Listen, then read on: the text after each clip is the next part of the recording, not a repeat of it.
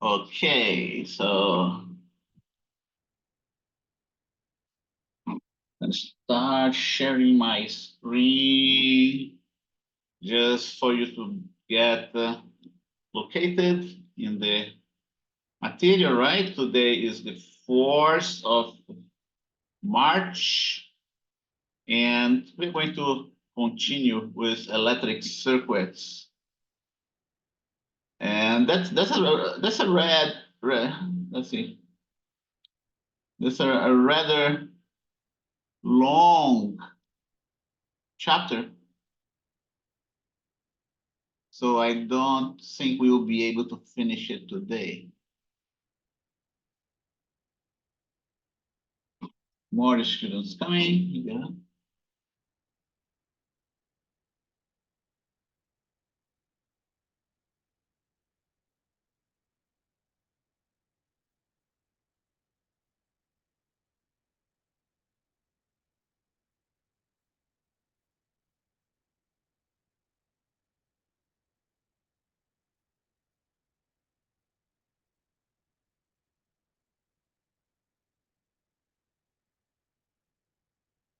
Formatting here my table. Let's see if I can electric circuits. Let's put a smaller font. Hopefully it's gonna fit it here. Yeah, okay. Magnetic forces and magnetic field. Definitely. Okay, we are starting here is chapter 20. And let's not forget the exam is the day after tomorrow from 8:50 to 10:50. I will make this exam available online on Canvas, on Canvas, right? So So this Wednesday when we log into class, wait, it says 8:50 to 10:50, so it'll be just also we'll still have 10 minutes for class, right? 10 minutes for class. No, because we're only doing the exam that week, right? Yeah, that's right. Nothing else. Only the exam, nothing else. Okay. So once you finish the exam, you may leave, right? Is that your question? Yes. Okay. Okay. So here you go. Exam 1 is the day after tomorrow from 8:50 a.m. to 10:50 a.m. on campus, right? So you must have, okay, you must, while you are logged into Canvas, you also must be logged into this link, into the class link, okay? Into the class link, and turn your webcam on. Okay, turn your webcam on. I need you to have your webcam on. Okay, I need you to have your webcam on. If your computer does not have a webcam, comma, you may use the webcam of your cell phone. Okay, so that's, let's see, I wanted something else here. Oh, here you go, that's the one I want. Let's copy and paste.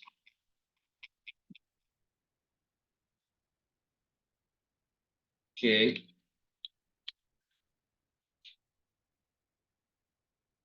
Canvas, here you go. And here you go. So electricity circuits are best realized with metals, okay? Metals such as copper, gold, iron, aluminum, silver, and others are partially made up of almost are let's not put partially, are made up of almost free electrons, okay? Almost free electrons. These free electrons, the so-called free electrons, is almost, put this way, almost free electrons are called the valence electrons. According to chemistry, according to your class, your chemistry class, valence electrons are the outermost electrons in an atom. Okay? The outermost electrons in an atom. The atom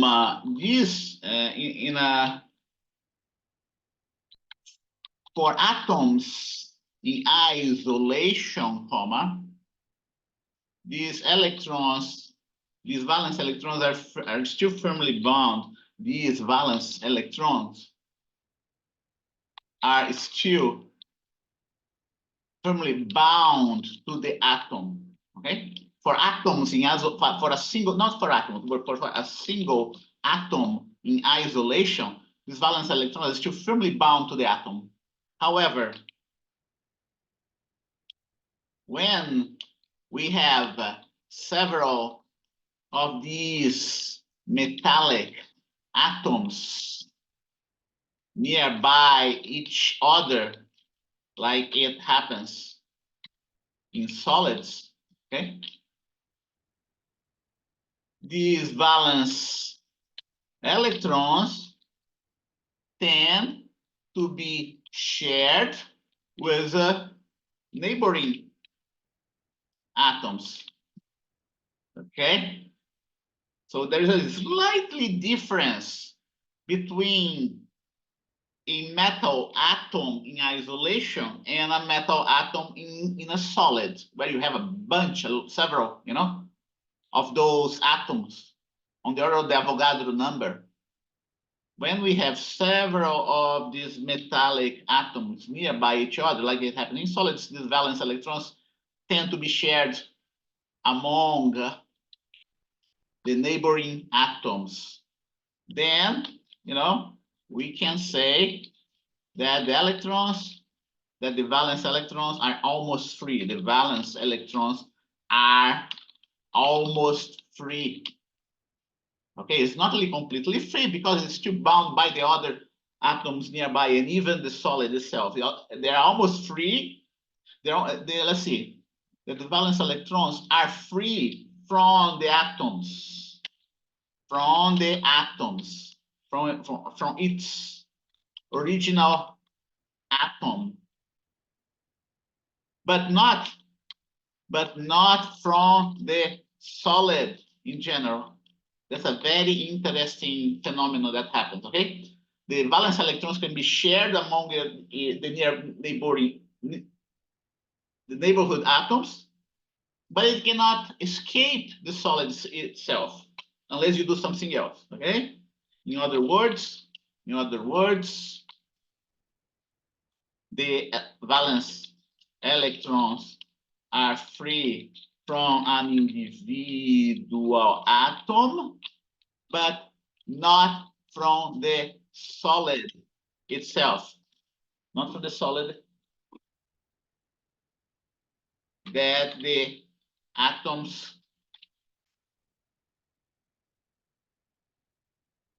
but not from the solid itself. Okay? So that's what you have to know. Because these valence electrons are free to move from one atom to another,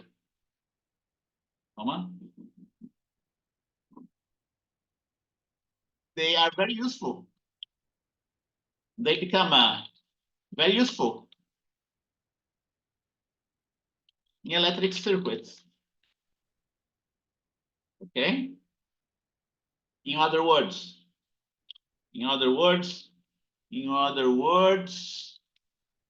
we can make them move in a specific direction when we apply.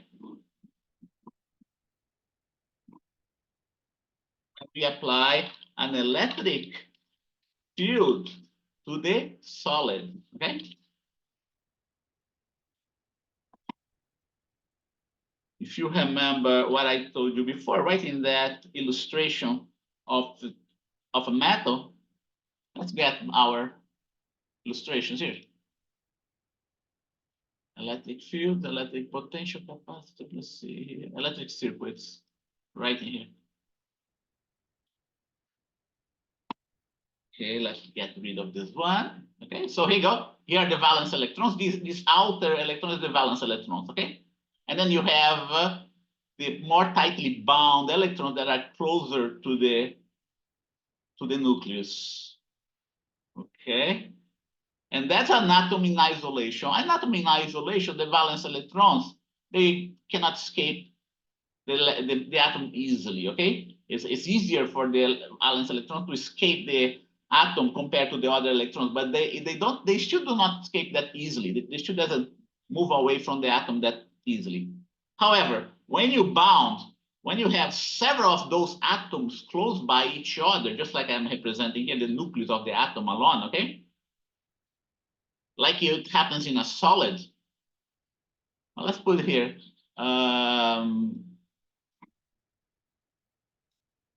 Representation, here you go. Representation of several atoms making up a solid, making up a metallic solid, a metal solid, a solid metal. Okay, solid metal. I'm illustrating, just illustrating only the nucleus of the atom, right? Nucleus of the atom. So you don't need that. That's better, right? Illustrating just the nucleus of the atom. So when we have this situation, the atoms become so close by each other that the valence electrons tend to be shared among the atoms. In a solid, right? In a solid, valence electrons tend to be shared among atoms. In other words, they jump from one atom to another. But this jumping is still done in a random, in a random fashion. Random fashion, random motion, a random motion like that. I didn't illustrate a random motion here, but that's what it is. Okay, that's what usually happens. Okay, and how can I share? Okay, let me put this way. Okay, I'm going to try to illustrate it. This random motion of the electrons. Okay, jumping from one atom to another, back and forth. Okay.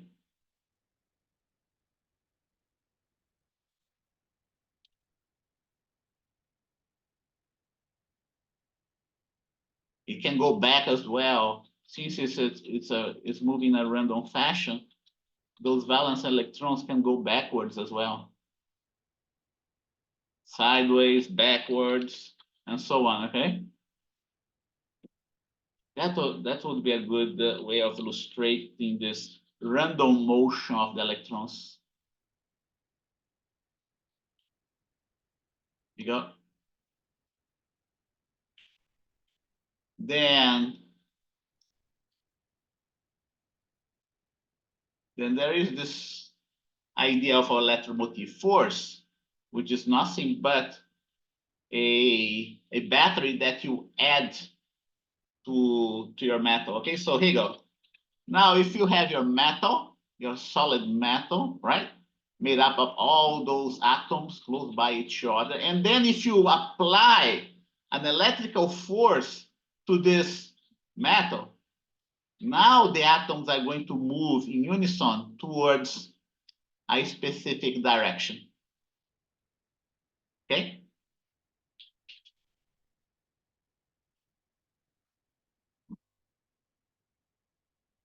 Like that. Good.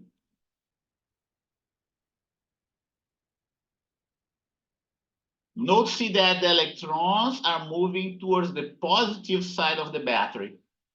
Here's the battery. Another student coming in. Here you go. That's the idea that you have to have in your mind. It's picture, this mental picture.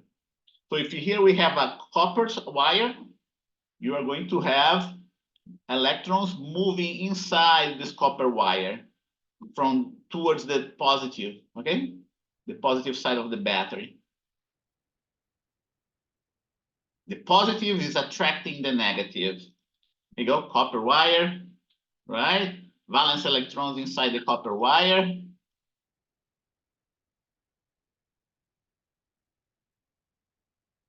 They're moving in a random fashion.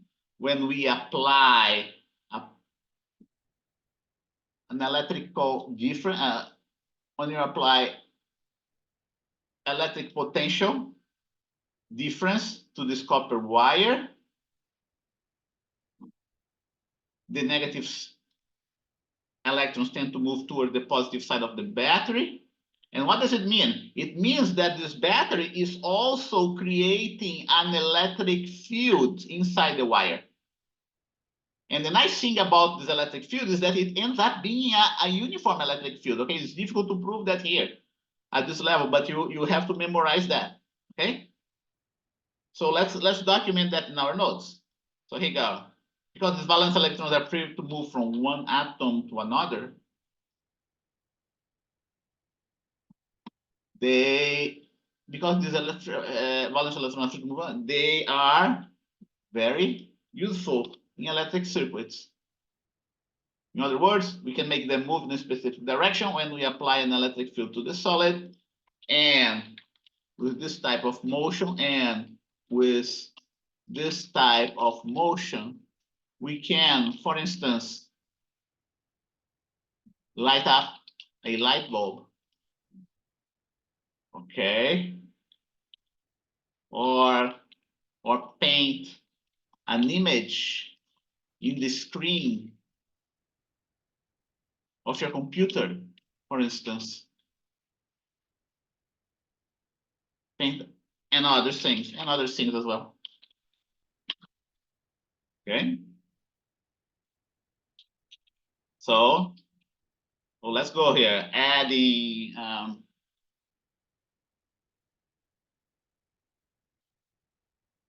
we can control the motion of these electrons by adding a battery to a circuit made up of metals, like a copper wire. Okay. When we do that, we create a uniform electric field inside the conductor, the conducting wire. Okay, we cannot prove that here in this class, okay? We cannot prove that here, cannot prove that mathematically here in this class, because it's very difficult to do that mathematically in this class, because it requires higher level math. So you must memorize this, okay?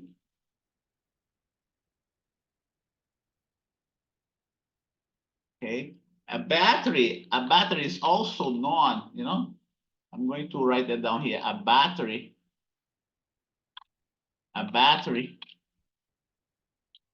is also known as a source of electromotive force, and I'm putting force between quotes, right? It is an electrical power source.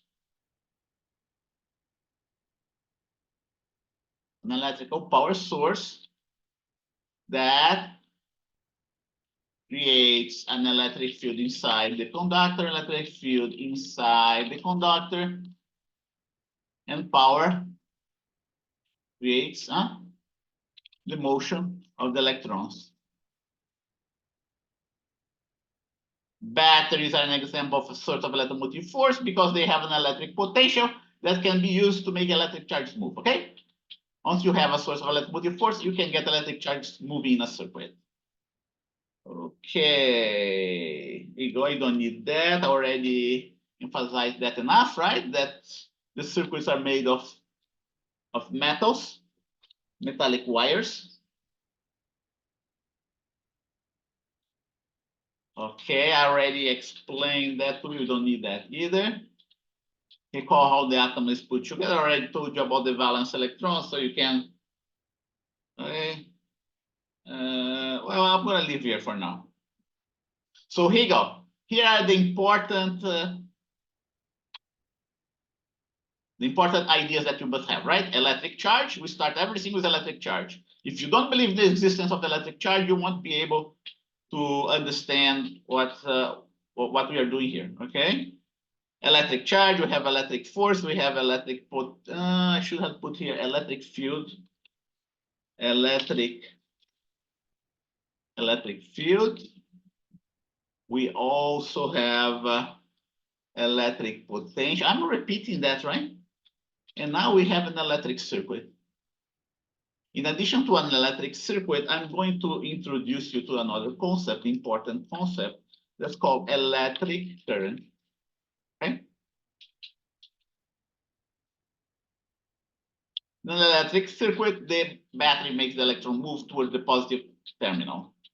When the electrons reach the battery's positive terminal, very interesting here what the battery is. Okay, a battery is nothing but is a chemical power plant. It has some chemical energy there between the two polarities of the battery, right? Let me show you my battery again.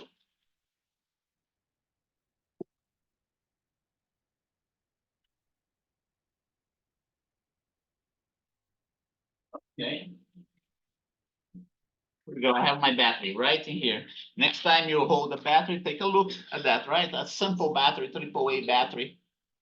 Let's see. Can you see that? Where is my?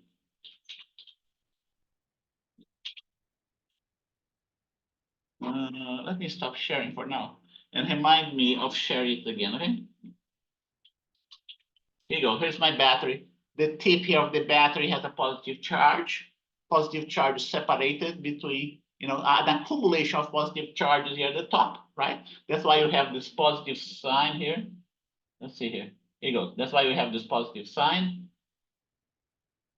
And on the bottom, you have the negative side of the battery. They didn't put a negative side there, a negative sign there, but we do have. So we have accumulation of positive charges here and negative charges here. And in between the positive and the negative, we have this chemical power plant that is capable of separating the negative charges from the positive charges. That's the qualitative idea of a battery. And, many batteries also tells you how much charge separation do you have. Okay, let's see if this one has here how much charge in coulombs, right? At each polarity. Let's see if this one has. No, this one doesn't have, unfortunately. Yeah. But there are some batteries there that they have. Let's see. Yeah, this one doesn't have, unfortunately. For instance, 2,600 milliamperes hour. Well, I'm going to tell you what milliampere hour means, okay? Before we get into that, let's talk about electric. That's why we have to talk about electric current first, okay? Milliampere hour is nothing but another way of documenting the amount of charge that a battery has, right? So let's see here. Energy in a battery. See, battery, how battery? Let's see here. Electric battery. Let's take a look here. This one. Okay, different cells of battery. Here's the 9-volt cell. That's a larger battery, still 1.5 volts. 9-volt, 9-volt, 9-volt, 1.5, 1.5, and so on. Okay, and we have 12-volt batteries and so on. Okay, here's the history of batteries. You know, the first battery was called voltaic pile. Alessandro Volta, who invented that. Oh, he's making a demonstration to Napoleon Bonaparte. Huh? Isn't that nice? Napoleon right in here. You know, they had the movie Napoleon recently, right? I watched it. It was pretty good. I like it. I like that movie. Okay, Napoleon did some good things to society, but he also did some bad things, right? So he's sort of a hero slash villain in history. But he was, in a way, Napoleon was a very open-minded type of person. Just later in his life that he started to abandon all those interesting ideas that he introduced to society. Okay. Future, chemistry and principles. Okay. Types. Here you go, this 4.5-volt battery, 1.5-volt battery, right? Composition, you have this cell, like remember I told you that a battery is nothing but a chemical power plant. It's a chemical power plant because it has some chemicals here inside that allows the battery to separate the negative charge from the positive charge. And it's not difficult to build a battery, okay? We can build one of those at home. We're using just lemons and apples, salt water, lemons, apples, they just behave like batteries if you know how to do that, right? So here you go.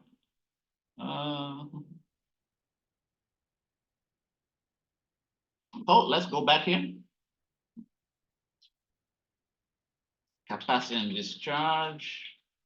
So what you have to know about the concept before we get into the amount of charge in a battery. Let us talk about the idea of electric current, okay? Right in here. This thing belongs elsewhere. Definition of electric current. Definition of electric current, right? Electric current, you know, it's like the definition of water current. It's the amount of water that passes through a given area, okay?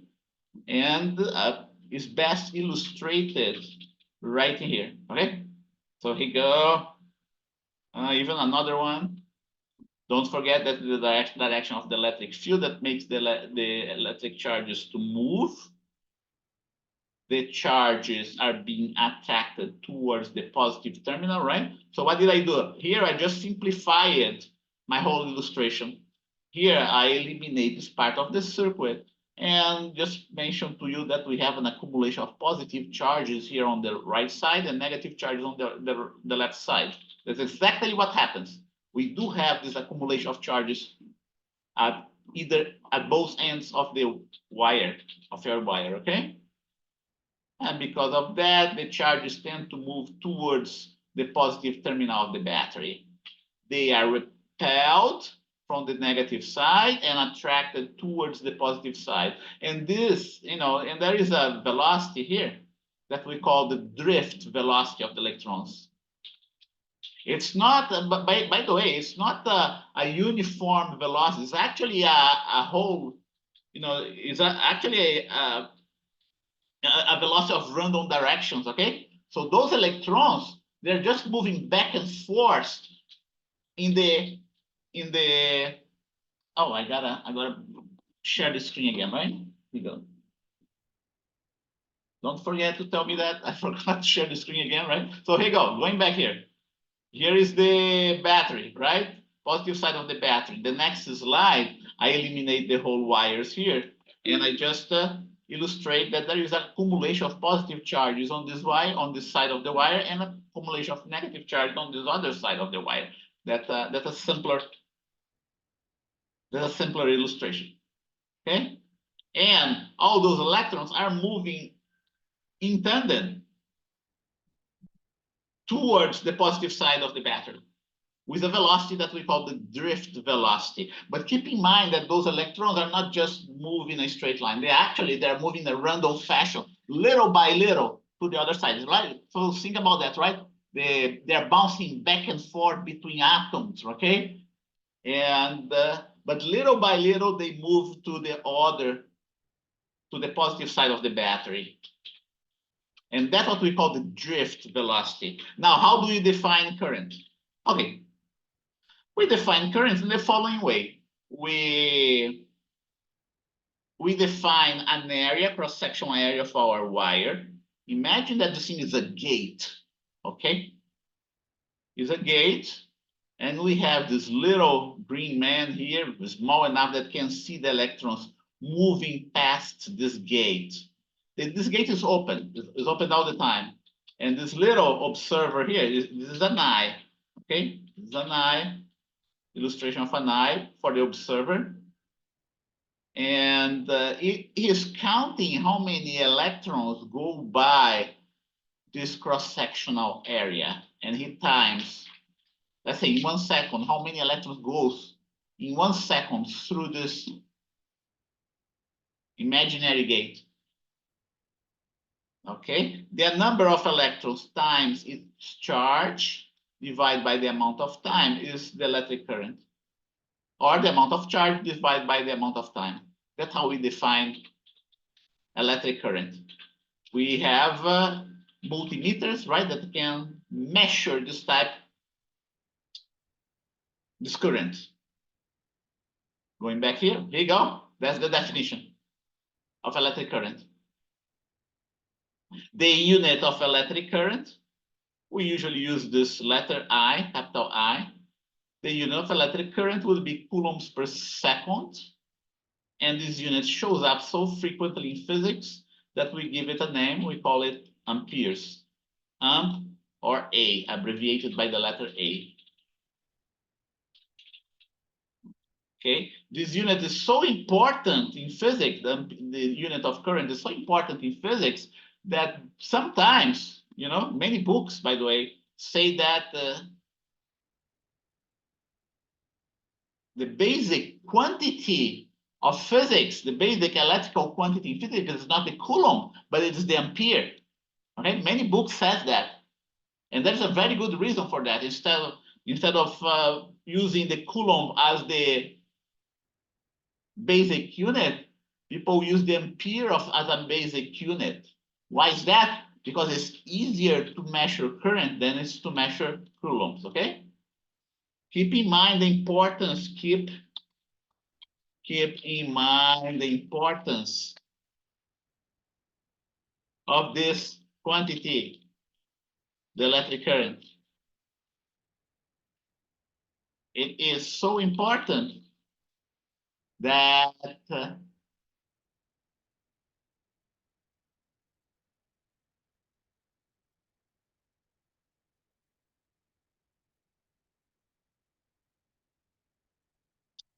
many books, right? Many books consider the unit of electric current as being one of the 7 basic quantities. Okay, so instead of electric charge as being one of the basic quantities, many books consider the electric current to be a basic quantity. And the reason is the following. That's because current is much easier to measure than the amount of time, the amount of charge. Okay. And now that you know what's the definition of electric current, we can find out how much charge do you have in this battery with 2,600 milliampere hour of charge. Okay. Let's do, that's a nice numerical example, right? Let's do that. How much charge in coulombs, right?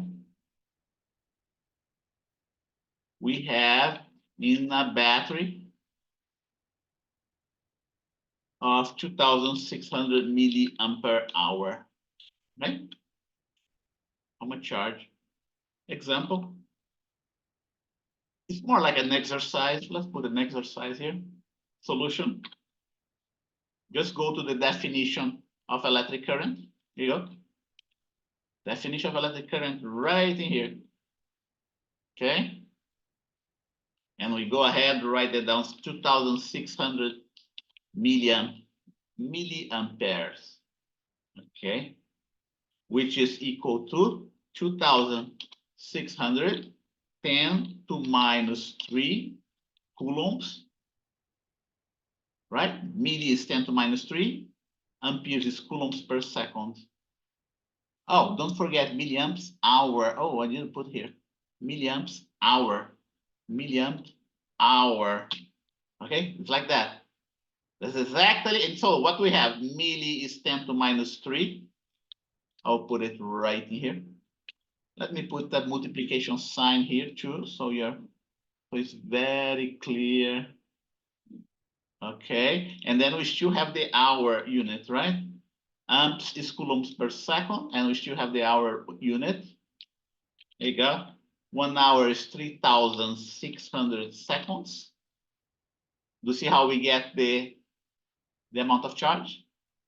Second cancel out with seconds, right? There you go. I'm gonna emphasize here that the second cancels out with the other second, and then we are left with what? We are left with just coulomb, 3,600.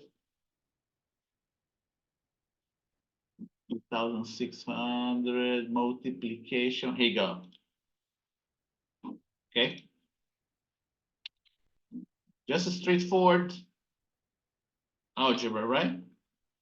If you know what you're doing, I can put 3.6 here. When I put 3.6, I eliminate this 10 to minus 3. And then you do this math. Oh, I don't have seconds anymore, right? Let's see here. The seconds cancel out. Should have canceled it out. So this one is also canceled out. Okay, and then you do this math.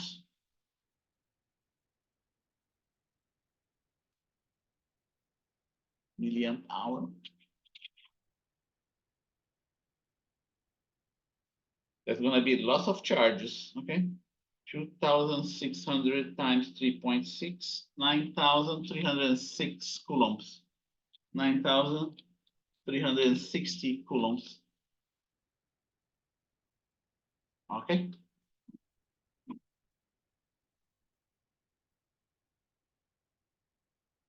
That's a good exercise here. Let's see, these equations for the exam. Let me move this part here downstairs there. We don't need that.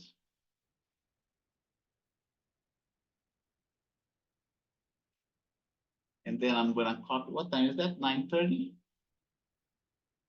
Okay, this is, okay, I don't need that anymore. Here you already have the chapters, right? For the exam.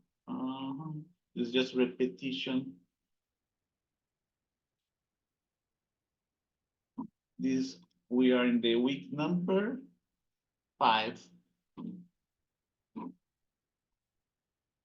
Here's the exercise 9,306 that we just did. Okay. And then we can delete that stuff.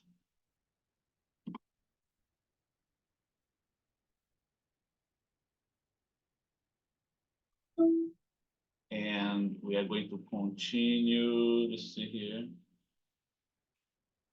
Yeah. Copy and paste.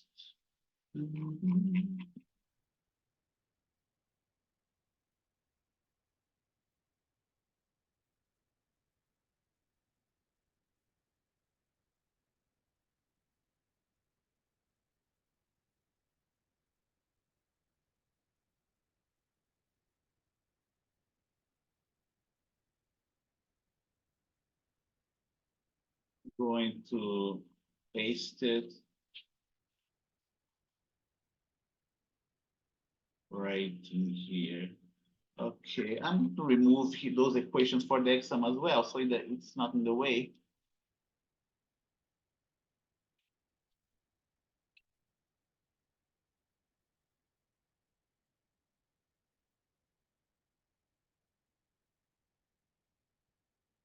I will put it here. Okay.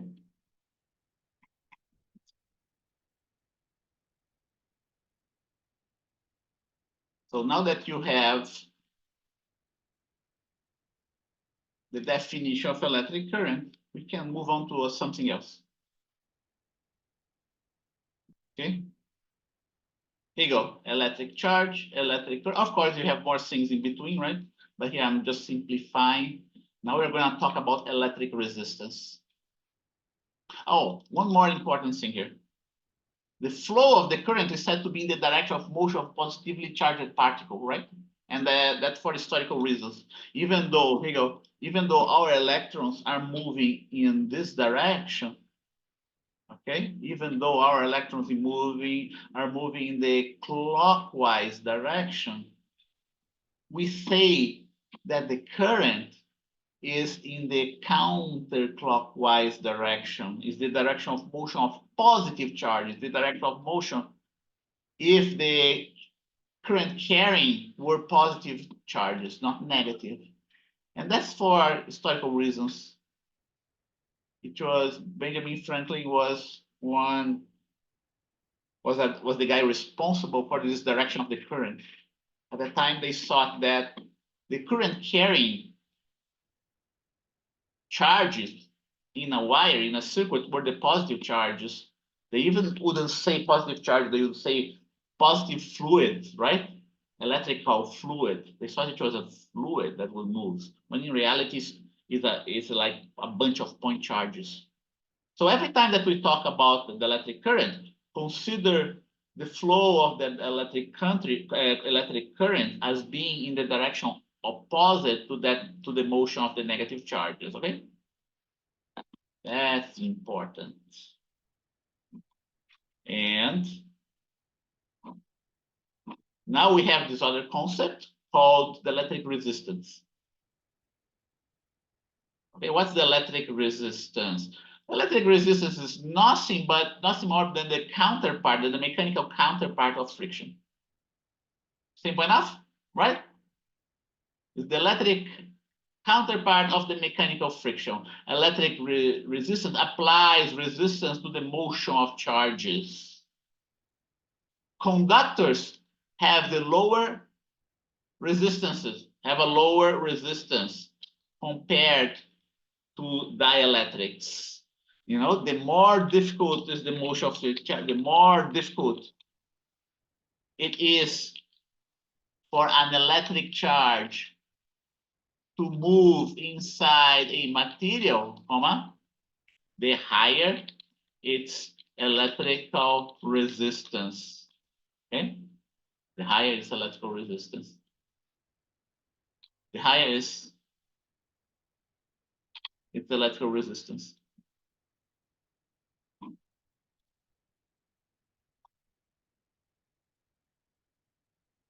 Electrical resistance. So there is a very nice relationship for resistance in terms of the length of a wire, for instance. Okay, I'm not going to prove that mathematically, so you also must So it's the counterpart of mechanical friction. Here you go. So the longer the cable, the higher the electric resistance. This is a proportionality symbol. Okay. On the other hand, if you get a cable made of the same material but with a larger diameter, you allow to have more electrons moving through the cross section of that material. Okay. So here you go. Length of the material. Let's see if I have a better. So here you go. Copper wire. Here you go. The longer the wire, the more resistance it has. And the resistance are due to non-uniformities inside the metal. Okay, there are materials out there that has no resistance. Those are the superconductors, okay? And they allow electrons to flow, to keep on accelerating. Think about the electric field here inside, right? Think about the electric field here inside of this wire. Let's go back here to my other, here you go. The electric field right in here. Okay, the electric field originates from the positive charge, so that the electrons, they are subject to an electrical force that propels it towards in the clockwise direction, right? Just like I have in this wire right here. See that? Here is the electrical force due to the electrical field. If the wire were perfect, if it didn't have any non-uniformities, those electrons just would keep on accelerating, moving faster and faster, which means the current would increase further and further. But because electrical wires are not perfect, but has non-uniformities in there, you're going to find a resistance force on these electrons, applied to these electrons, okay? And this resistance force ends up to be equal to the electrical force that those electrons are being subjected to. That's what gives rise to that drift velocity, that constant drift velocity. And this resistance force is proportional to the resistance of the wire. And the resistance of a wire is proportional to the length of the wire. This wire here has more resistance than this wire here, provided they are made of the same material. Okay? It's the non-uniform that affect the resistance of the material. Okay? Copper here, this is the same material. But resistance also is dependent on the area, cross-sectional area of your wire. Okay? This wire here, because it has a larger cross-sectional area, has less resistance than this other wire here. Okay? So the longer the wire, the more resistance. The higher the diameter of the wire, the less resistance. So those are the important geometrical parameters. So the resistance depends on these two geometrical parameters of the wire, right?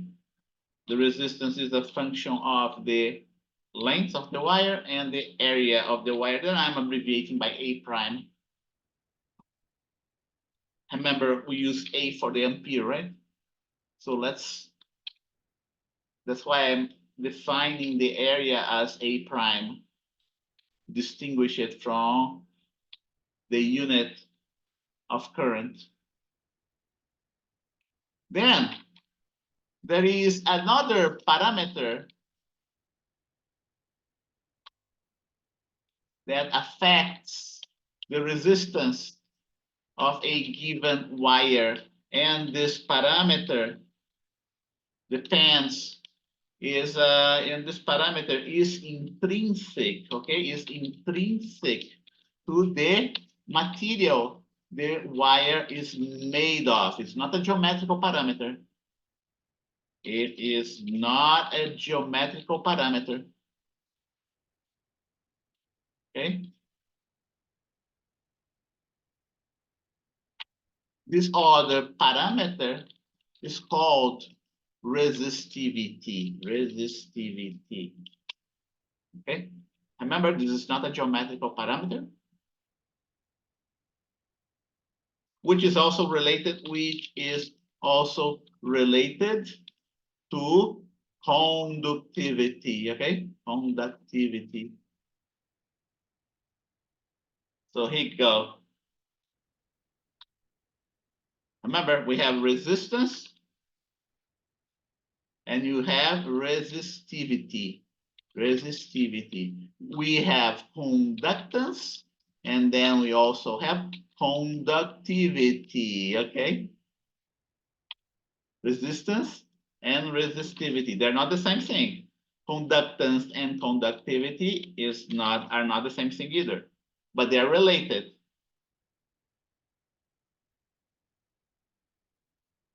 Resistance and resistivity are not the same thing, but they are related to each other.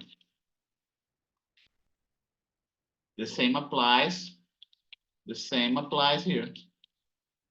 But let's stick with resistance and resistivity, okay?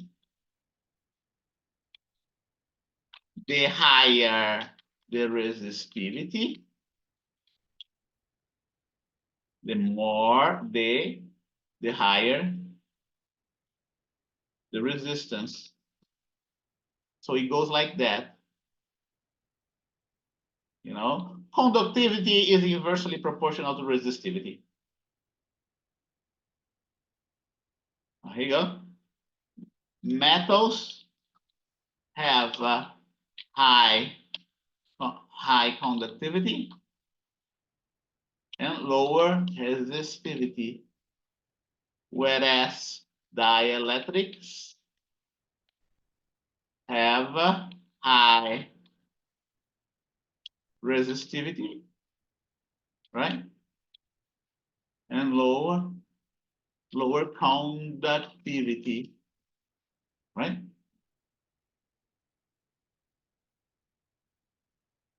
So resistivity, resistivity. The relationship between conductivity and resistivity is just this one. One is the inverse of the other. Okay, then don't forget, resistivity and conductivity are intrinsic property of the wire. Okay, it depends on the substance. For instance, gold has a given resistivity, which does not depend on its area or length. Okay, silver has also a given resistivity, and so on. Okay, let's take a look at the resistivity of those. Resistivity here, Wikipedia have resistivity and electrical resistivity and conductivity. Okay, here you go. See the formula that I just told you? The resistance big R is proportional to the resistivity. It's also proportional to the length and inversely proportional to the area. Okay, let's write that down. So here you go. The same equation. Resistivity is proportional to the length, but it's also proportional to the resistivity and inversely proportional to the area. This parameter here depends on the intrinsic property of the material that it's made of. Let's take a look at a table here of resistivity. Let's see if they have it. Tensor resistivity, don't want to worry about that. They have more advanced stuff. Table of resistivity, let's see. Okay, right in here. Resistivity, conductivity, and temperature coefficients of different materials. You want to concentrate on these two tables only. Okay, don't worry about temperature coefficient. Look at that silver.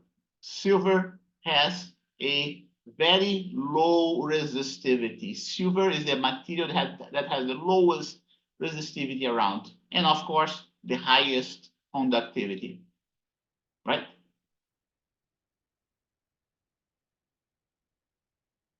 And you can take the inverse of each other. You're going to see that they're exactly the same value, right? You take the inverse of the resistivity, you're going to get this value right here. Okay, let's do that together. Take the inverse of 1.59. 1 divided by 1.59. I'm getting 0.6289. And then I multiply by 10 to the 8th, right? And we get exactly this value here. Other materials. Copper. Copper has a slightly higher resistivity, 10% higher than silver. Annealed copper, a little bit higher, the resistive. Look at gold. Okay, aluminum, the best material here that has the lowest resistivity and consequently causes the least amount of loss in the electrical current is the silver. But you don't have silver circuits out there because silver is more expensive, far more expensive than copper.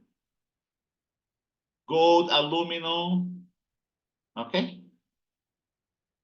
And so on. And then as we go into the realm of dielectrics, just like drinking water, look at the resistivity of drinking water. Okay? It's very high. What about air? Resistivity of air, 10 to the 9 to 10 to the 15s. Orders of magnitude. Teflon is a very good dielectric, Teflon. Fused quartz, and so on. Okay? Look at the Wikipedia. I'm gonna put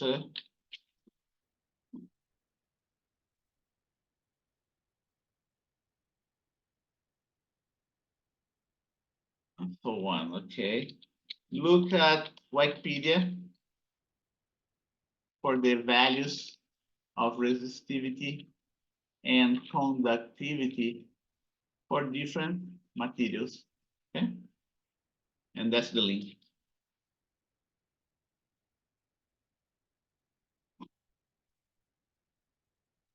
The equation that I already put here, I don't need that anymore. And then there's one more thing that you have to know. Ohm's law is not a law per se.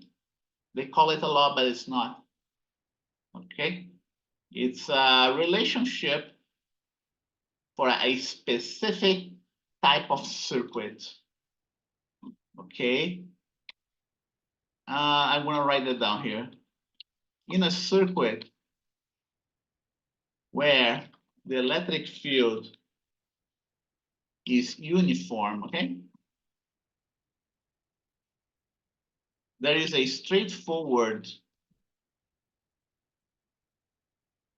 relation that we call Ohm's law.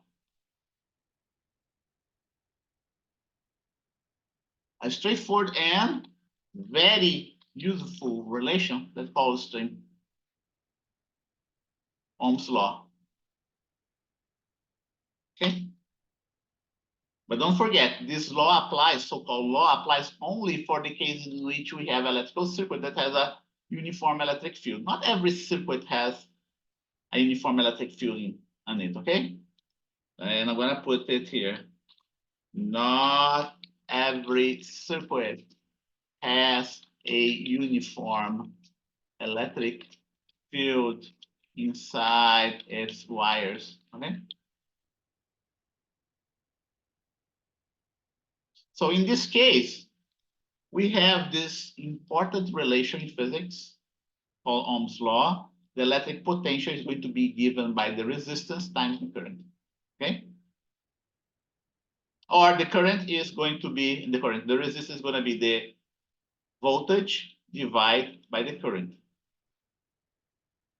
Doing dimensional analysis to this equation, we have that the unit of resistance is going to be volts divided by ampere. Again, this unit shows up so frequently in physics that we call it the ohm. and abbreviate by the capital omega letter, Greek letter omega. Remember that? Okay. Since resistance is related to resistivity, right? Remember, I'm going to write here the equation here. You go. There's a relationship between resistance and resistivity. It's not difficult to memorize. Okay. This one is going to be rho L divided by A prime. Okay.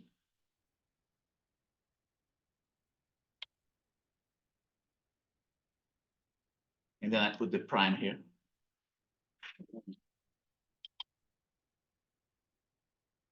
Now we can find out what's the unit of the resistivity, right?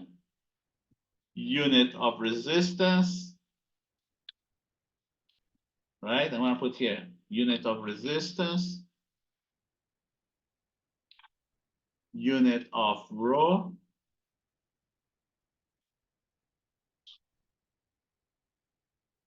unit of L, unit of L,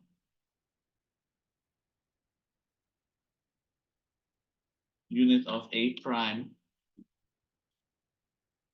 ohm, right? Meter cancel out this meter here, and that's the unit of resistivity. Ohms meter. That's what we have here in the table. Let's take a look. Yeah, ohms meter. Okay.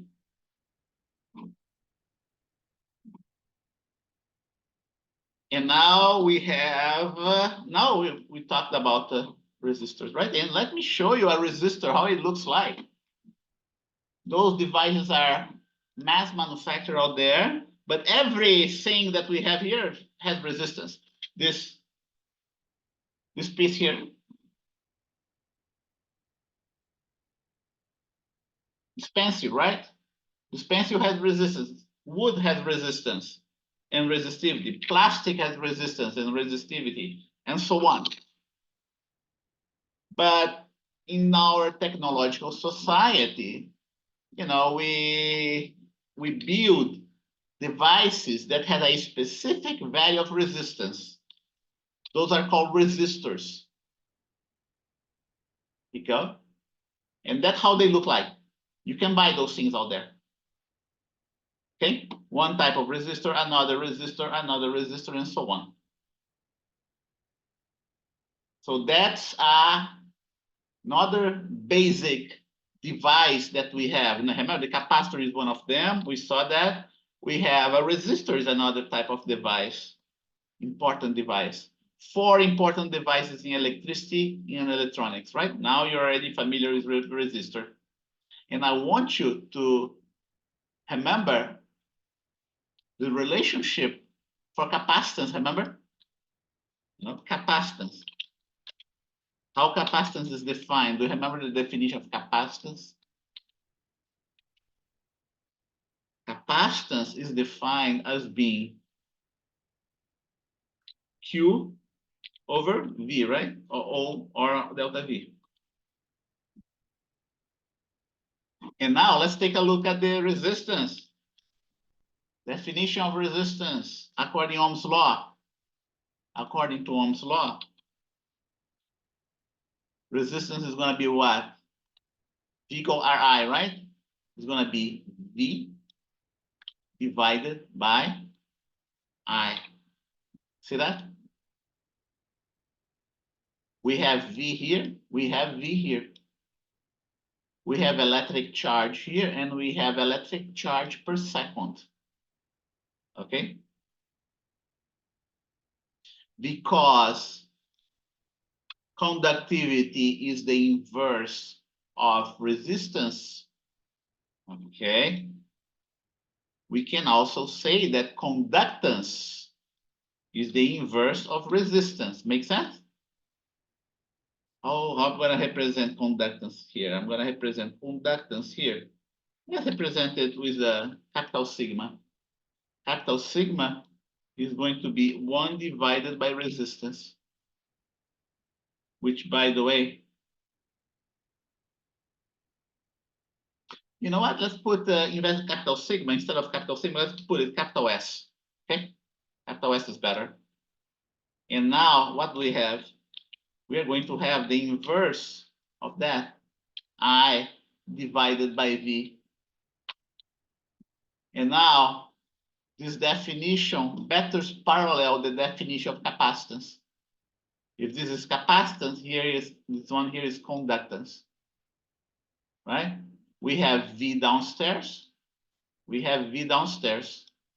We have electric charge upstairs. We have electric charge upstairs as well.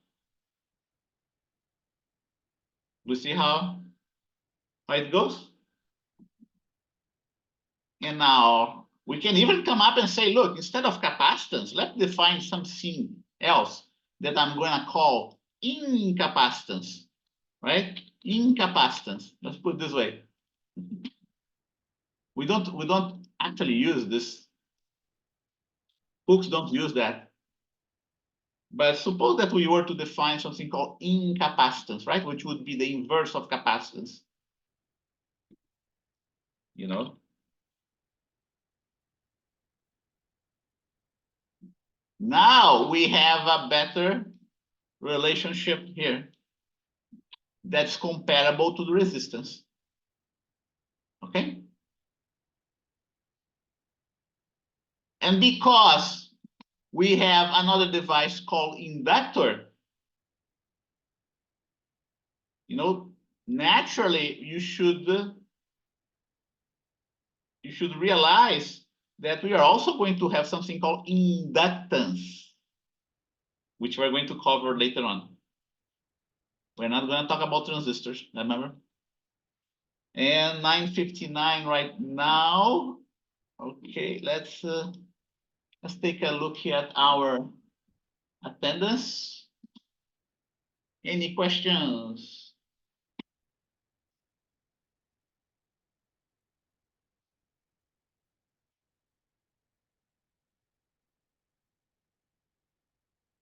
Okay, right here. Lecture attendance. Lecture, okay, that's the one, yeah. Lecture attendance is not great yet. Today is the 4th, and Jacqueline, are you there? I can see Jacqueline here in my roster. Okay, thank you, Jacqueline. Next is Sky. Sky here is in my roster. Just say you're there, Sky. I'm gonna put a star on Sky's name. Vanessa Escalera. Vanessa Mena is here, but I don't see Vanessa Escalera. Ashley Izumo. I don't see Ashley either. Corina. Corina is here, right? Hello, Corina. I see you here in my roster. But oh, good. Thank you. Norberto. Here. Thank you, Norberto. Vanessa Mena. Here. Thank you. Yorgo. Here. Thank you. Lizelle. Thank you. And Paul Zapata. Here, Professor. Okay, so we have 8 students. Sky, are you there? Okay, so we have our attendance here, and oh, okay, thank you, Sky. Now we're gonna go for a break.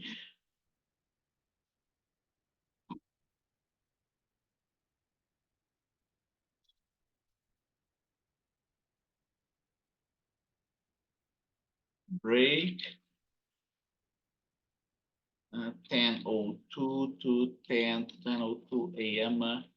to 10:17 a.m. Okay. I see you. When you come back, we're going to do some examples so you can understand better this Ohm's law. Okay. And I see you in 15 minutes.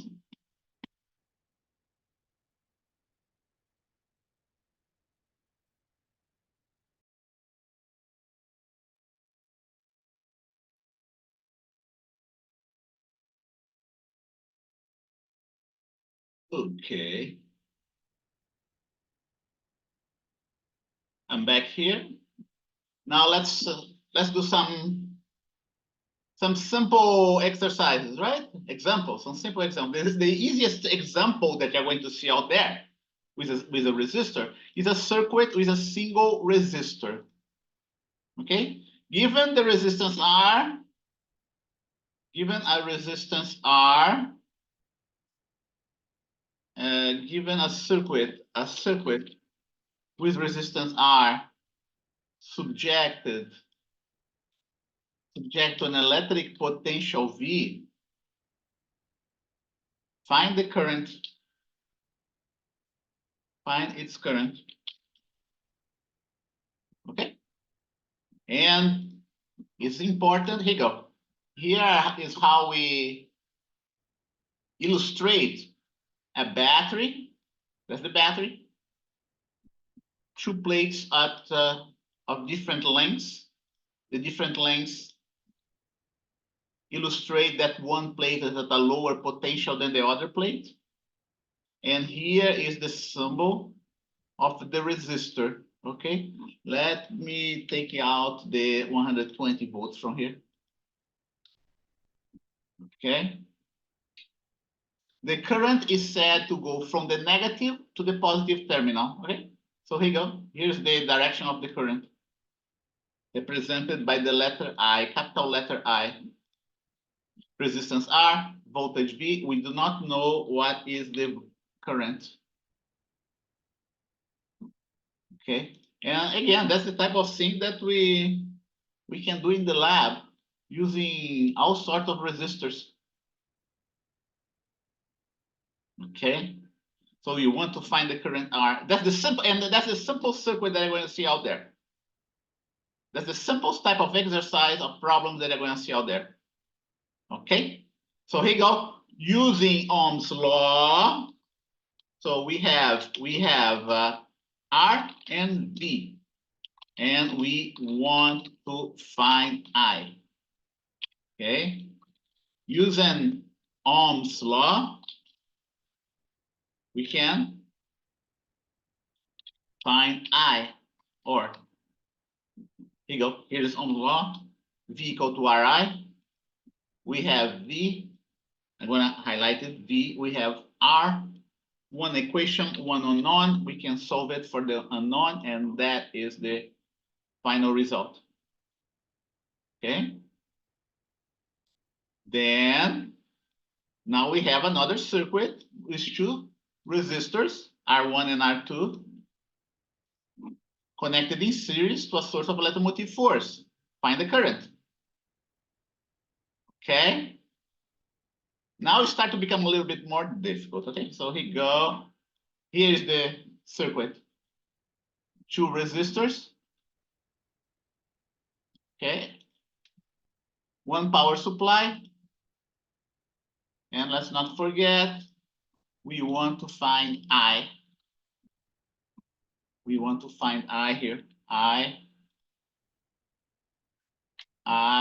and I.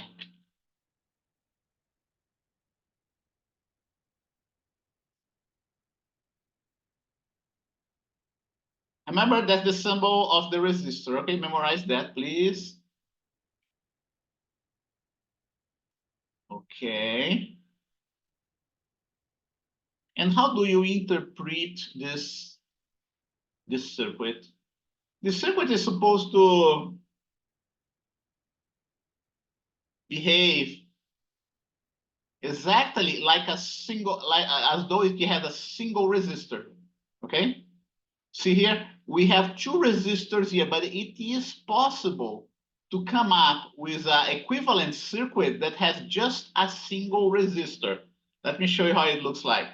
So that circuit with two resistors should be equivalent with a circuit with a single resistor. In this specific case, it's going to be R1 plus R2. It's possible to prove that, okay? And it is possible to prove that. It's possible to prove that the equivalent resistor is going to be R1 plus R2 because those two resistors are in series. And how do we do that? How do we prove that? Let's do that. Well, the way we do that is the following. You have to imagine your electric charges going through this circuit. All those wirings that you see here are considered to have zero resistance, no resistance whatsoever. No resistance whatsoever, okay? That's the ideal case. And the resistance is concentrated only here, here, and here. The moment that your charge carriers arrive at the resistance, they're going to slow down and it's going to lose energy. Okay, it starts at a given electric potential given by V, lose some electric potential along the way here, and then it's going to have V minus V1. Okay, so let's say it loses V1 here of electric potential. So the resulting electric potential is going to be V minus V1. It starts with electric potential energy, right? We start with a given electric potential V. When it passes the first resistor, is going to have an electric potential V minus V1. And V1 is going to be what? V1 is going to be R1 times I, which is the current. Okay? And this guy is going to lose electric potential V2. V minus V1 minus V2. Now, very important. V1 minus V2, V1 plus V2 is going to be equal to V. That's very important, okay? Because those two resistors are in series. Let's do that together. So, looking at the circuit, the charge moved from the positive, from the positive terminal to the beginning of the first resistor, okay? Moves from here to here without losing any potential energy because the wires have negligible resistance, okay? Once the charge goes through, right? Goes through the first resistor. In other words, move across it. The charge will lose electric potential energy due to the resistance.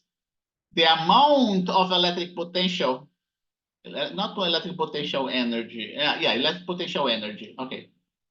The amount of electric potential, not electric potential energy, right, is given. The amount of electric potential they lose is given by Ohm's law. It's given by Ohm's law. V1 equal R1 times I1. Okay. Then, after passing through the second resistor, the charge will lose. Let's put it here. An additional electric potential V2 equal R2 plus times I2. Remember, we know that. We know that. But we do not know this one. We do not know this. We do not know this one. We do not know this one. Okay? Due to conservation of energy, we must have the following.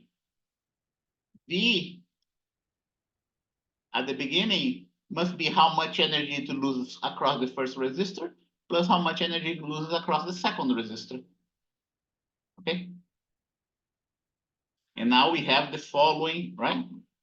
The following equations. Here you go. I'm gonna put them all side by side. Like that. 3 equations. And now I'm going to highlight what we do not know, okay? I'm going to highlight what we do not know. We do not know V1. We do not know V2. We do not know I2. We do not know I1. I'm going to highlight those two, right? We have in the above, we have 3 equations and 4 unknowns.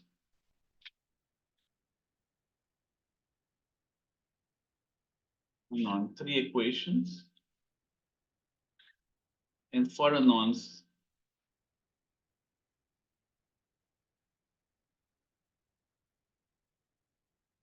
The unknowns are V1, V2, I1, and I2.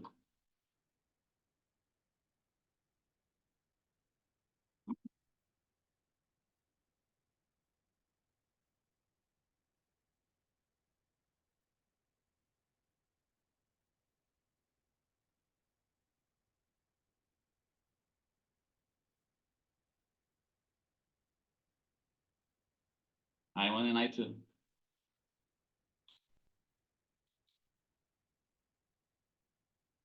Okay, so not enough equations to solve the problem. Not enough equations to solve our problem. Okay. What else do we need? We need one more equation. We need one more equation. The fourth equation, okay?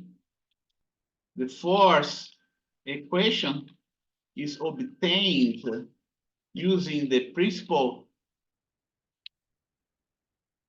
of charge conservation, okay? And what's this principle of charge conservation?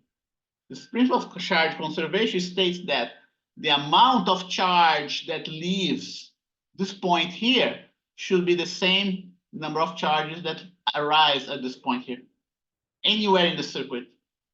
Here the current should be I, here the current should be I, at this spot the current should be I, here inside the resistor the current should still be I. Okay? So based on that, okay, based on that,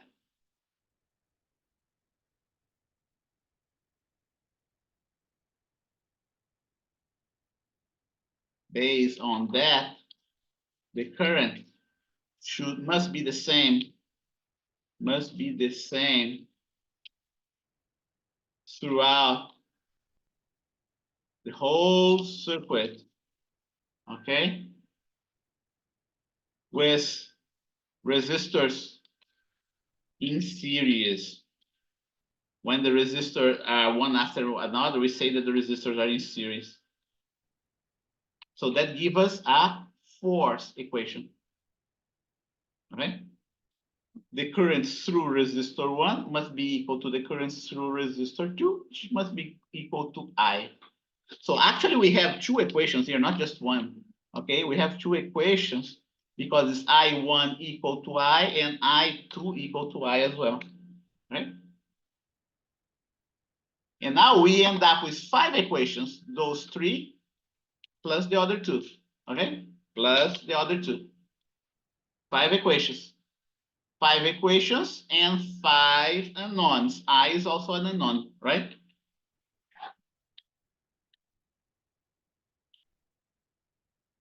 Since the number of unknowns is the same as the number of equations, we can now solve this problem.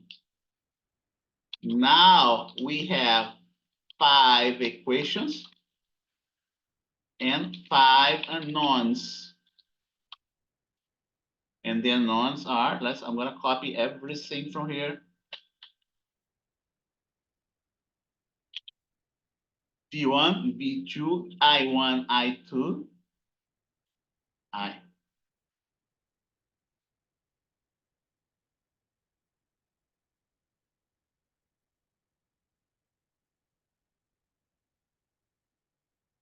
Okay.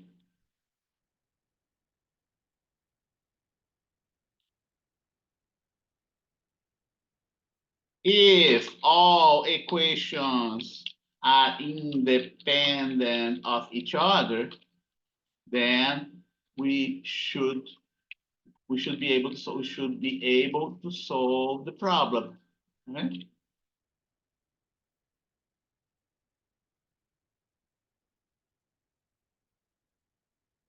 And how is it done? Okay, we start with this one here. We start with the following, we start solving the problem. Start solving the problem with the following equation. V equal V1 plus V2. Then we use the two equations for V1 and V2. Okay.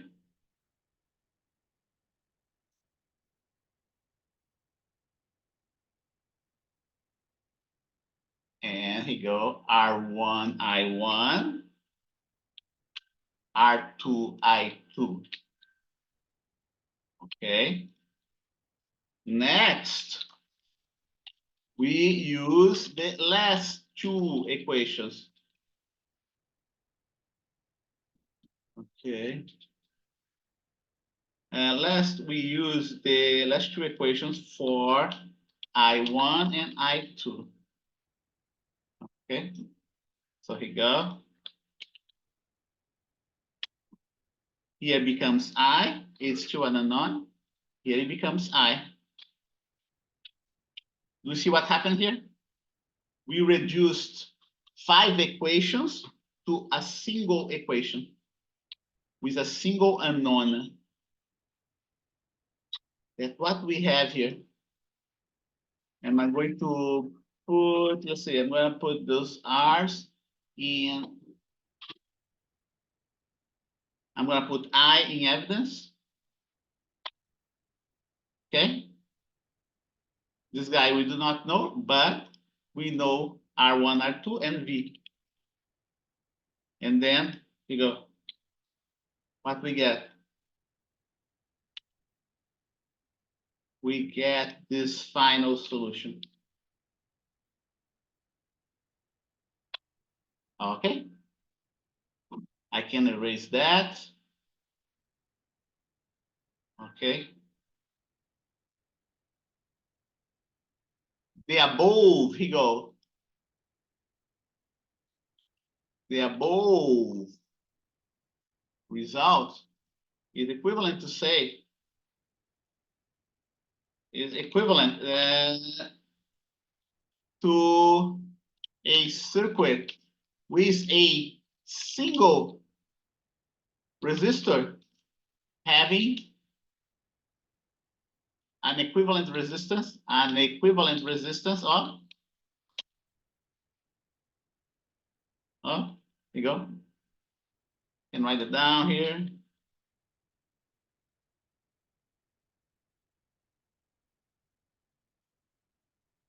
R1 plus R2.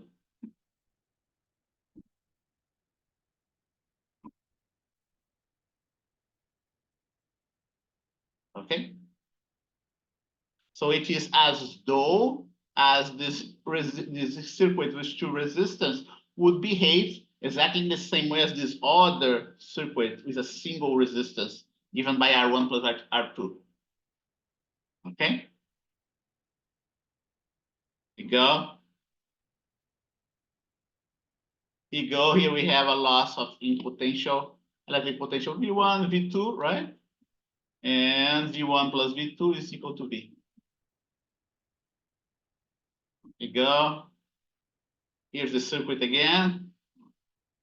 That's the case of resistors in series. Let's see here.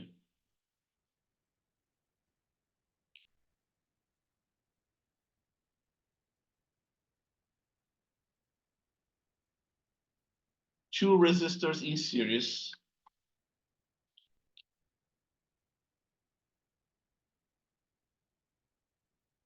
Circuit and circuit.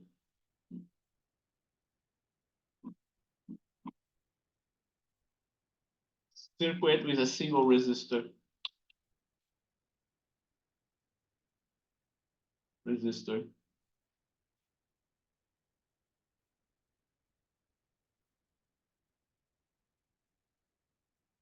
Circuit with a single resistance.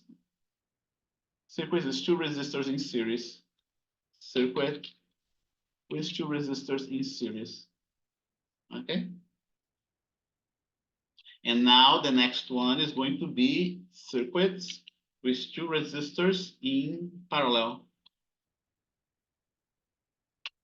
With two resistors in parallel.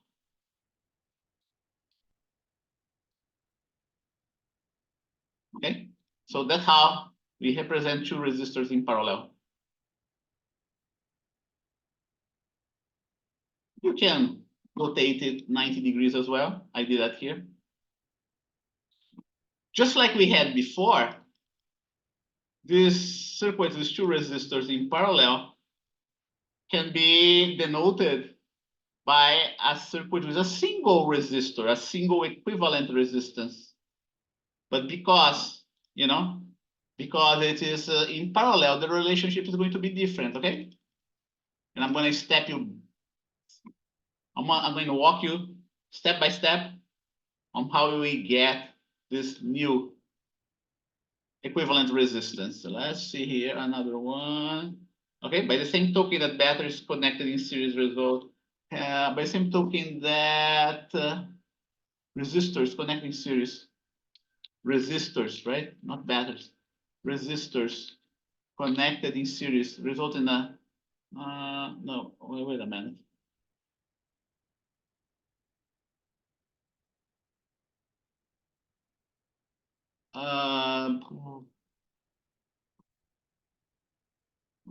By the same token that we have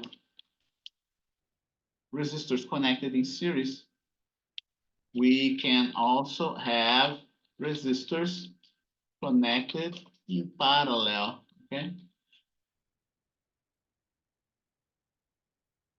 By the same token that that resistors connecting that resistor, okay, let's see. By the same token, also, by the same token that resistors connected in series can be reduced to, by the same token that circuits, right? Circuits with resistors connecting these series can be reduced to a circuit with two resistors, right? Two or more resistors connected in series can be reduced to a circuit with a single resistor. We can also have resistors.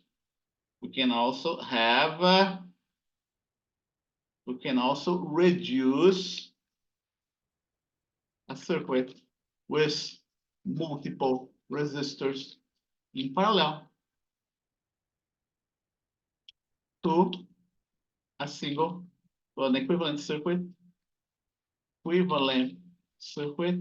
having a single resistor. And by the way, what I did it here, also apply for multiple resistors. I didn't say that, okay? We can also prove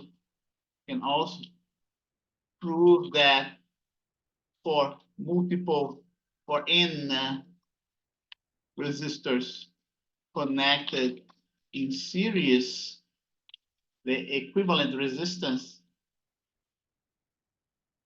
is given by, okay, so here you go. I'm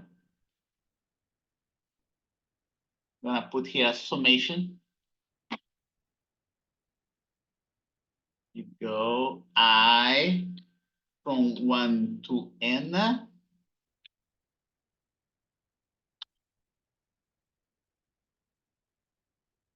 Okay, and then I'm gonna have sub I here.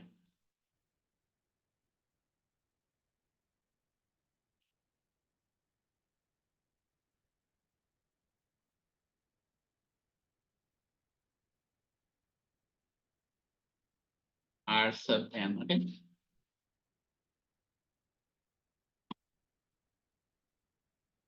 Also, by the same token that resistor with two or more resistors connecting series can be reduced to a circuit with a single resistor. We can also reduce a circuit with multiple resistors, to an equivalent circuit having a single resistance, okay? Now, so let's see, I'm gonna get that, take this one out, to better organize, okay? So here you go, electric charge. Here are everything that we have been talking about, right? Electric charge, electric force, electric field, electric potential energy, electric potential, electric current, electric resistance, and resistivity. Electric circuit, we're studying an important type of circuit that we call a DC circuit, direct current. And we have circuits in series and circuits in parallel. And then we have a combination. Let's talk about circuits in series, in parallel, right? I didn't put it here. Here's a.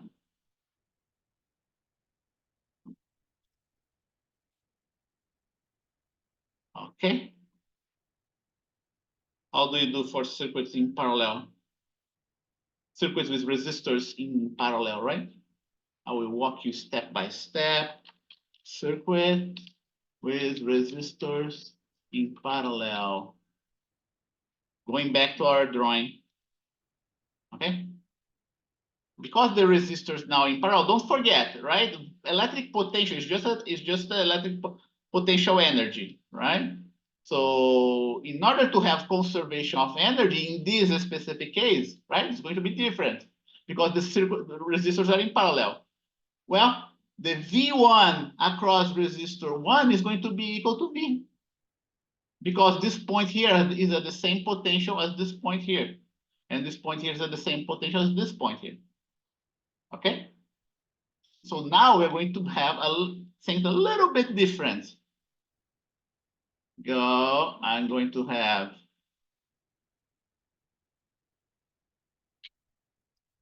instead of having I1 equal to I, we are going to switch. We're going to have V1 equal to V. Okay, equal to V. And V2 equal to V as well, because the two resistors are in parallel. Okay. We still have V1 equal to R1 times I1. We still have that.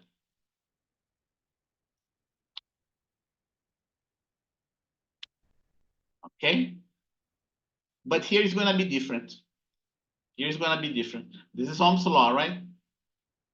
Here is conservation of energy only. Okay. We go due to conservation of energy. Due to conservation of energy, we now have. Here you go. Due to Ohm's law, we have R1, R2.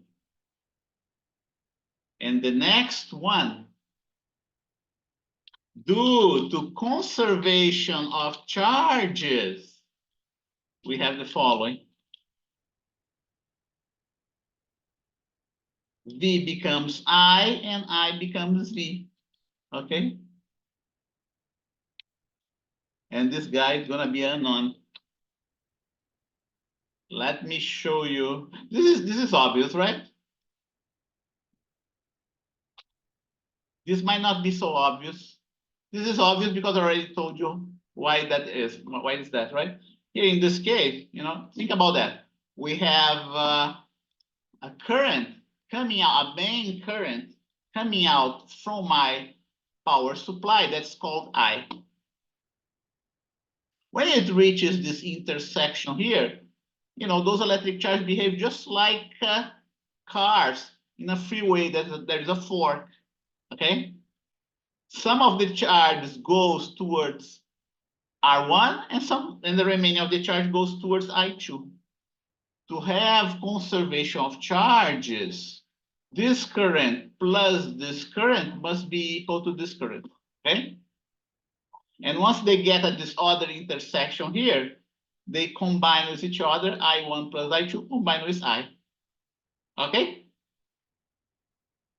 That's how we interpret this circuit.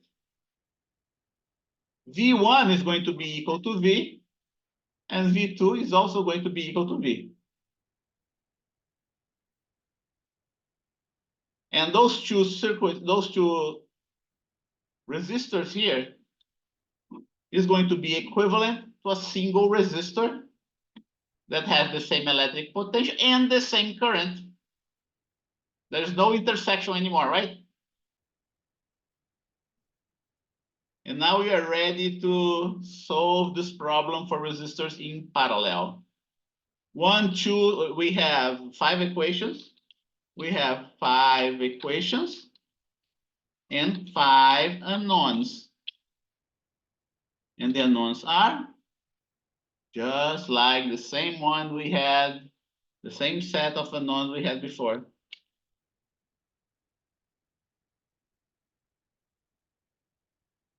Those are the 5 unknowns: V1, V2, I1, I2, and I.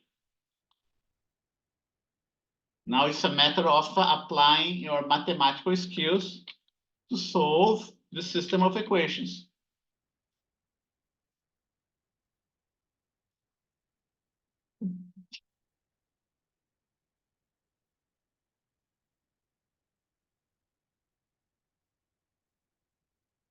Okay.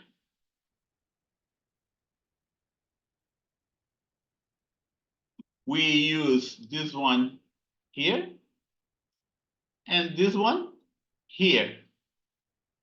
So our 5 equations reduces only to 3 equations. Okay. Applying the first 2 equations to the next 2 equations, we have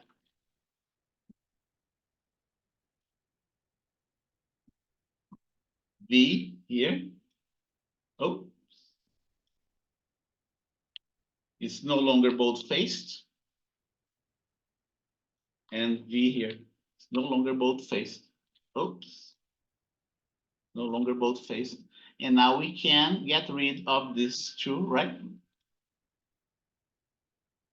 Now we have what? Now we have 3 equations and 3 unknowns. See that? How we're doing it? And the unknowns are, oops, nope, not this one. The unknowns are just the currents. We eliminate V1 and V2, right? From the equation. Since we have, so how do we solve that? Well, that's easy, right? We can do there's more than one way of solving that. We can do, reordering,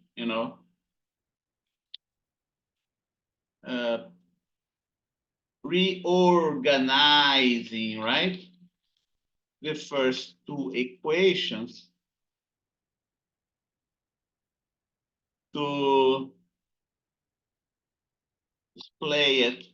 display them in terms of the individual currents, I1 and I2. I1 and I2. We have,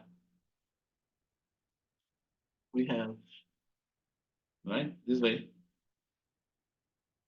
We're gonna have V divided by R1, right? Like that. V and R1 are known. And then I1 and I2 are unknowns. We should have the same equation, just displayed in a different way.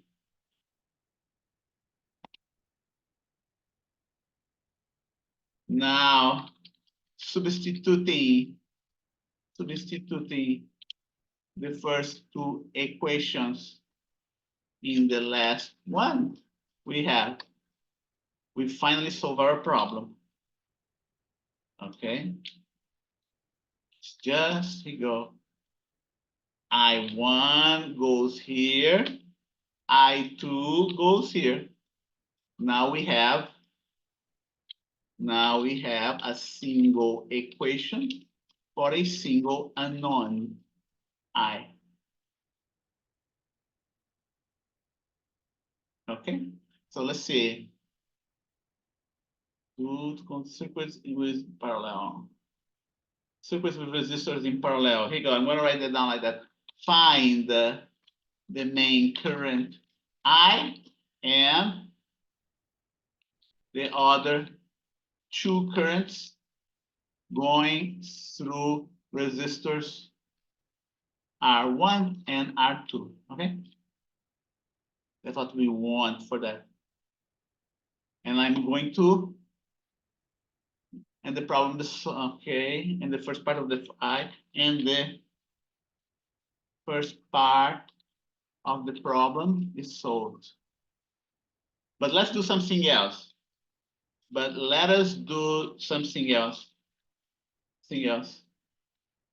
Before proceeding. Proceeding, right? Let us find the equivalent resistance. Okay, so that should be, find the main current I, the equivalent resistance of the circuit, right? And the two other currents going through resistors R1 and R2. That's what we want to do. Okay, so okay, go. To find the equivalent resistance is kind of easy. Just recognize that the V here is the same as the V here, right? So we can put this V in evidence. Okay. When we put this V in evidence, what we are going to have in between the parentheses, we are going to have the inverse of a did I put it VR1 here? Yeah, I should put R2 here, right? Here you go. Nobody picked that up, right? R2. There should be R2 here as well. R2 here.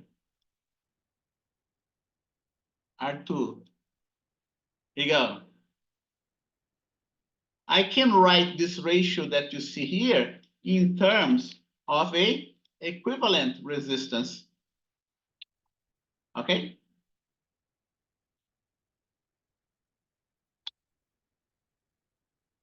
And which, by the way, this equation obeys Ohm's law too, right? Because V equal to R equivalent times I. Okay? It still obeys Ohm's law. Okay? Like that. Now we have the equivalent resistance.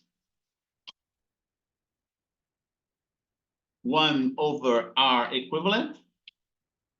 The inverse of the equivalent resistance is equal to the sum of the inverse of the resistors.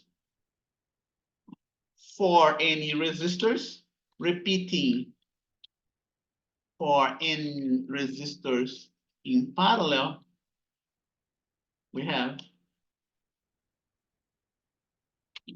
okay, I'm gonna get that here.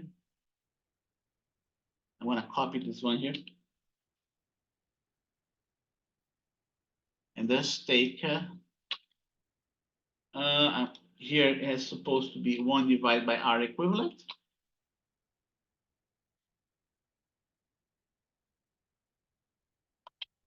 Here is equal to 1 over R equivalent, right?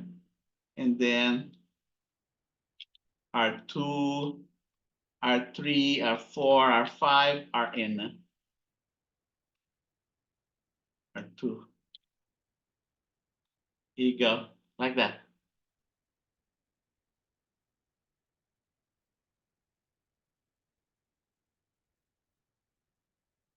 I didn't finish yet, right? I need to get I1 and I2. You still need to get I1 and I2. You need to get I1 and I2. How do I get I1 and I2? Let's go back here, to this equation.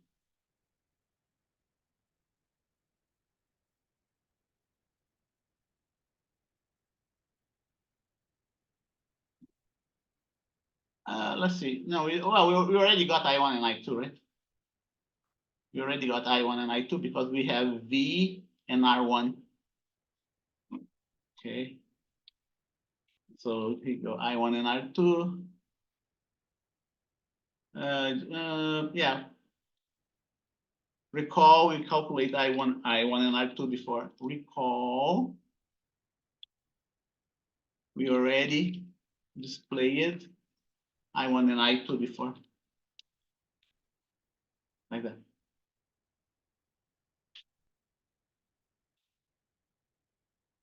Okay, summary. Summary in terms of tables,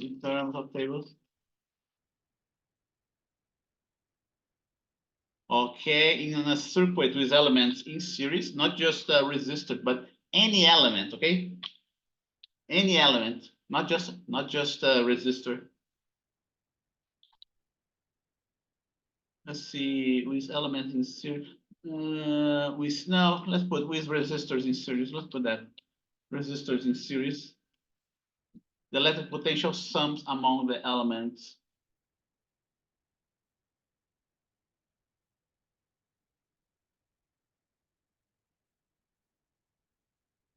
Provided until it's equal to the electric potential provided by the electromotive force. Also, in a circuit with elements in series, the current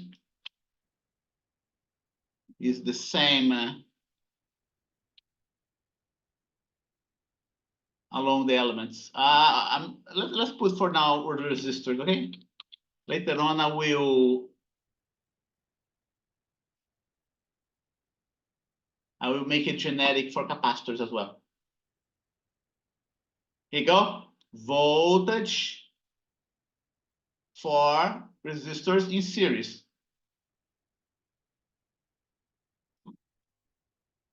Current for resistors in series. They are all the same. Voltage for resistors in parallel and for current in parallel. Okay. Okay, and oh, there's more, right? So here you go. I'm gonna repeat that here. One is the inverse of the other, right? The equivalent resistance in a circuit with any resistors in series is, and put them side by side. So it becomes easier for you to understand here. Like that. See, here's the summation. Here's the summation of each resistance. Here's the summation of the inverse of the resistance. And let's not forget, in order to keep with the proper dimension, should be 1 divided by the equivalent resistance. What else I want to tell you? Very important. When resistors are connected in series, the equivalent resistance will always be greater than the largest resistance, okay? So let's assume that resistance N is greater than resistance N minus 1, N minus 2, and so on, right? Resistor 1 is less than resistor 2, resistor 2 is less than resistor 3, and so on. Okay?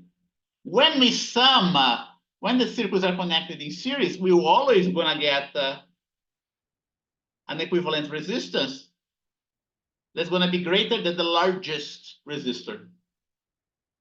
Okay?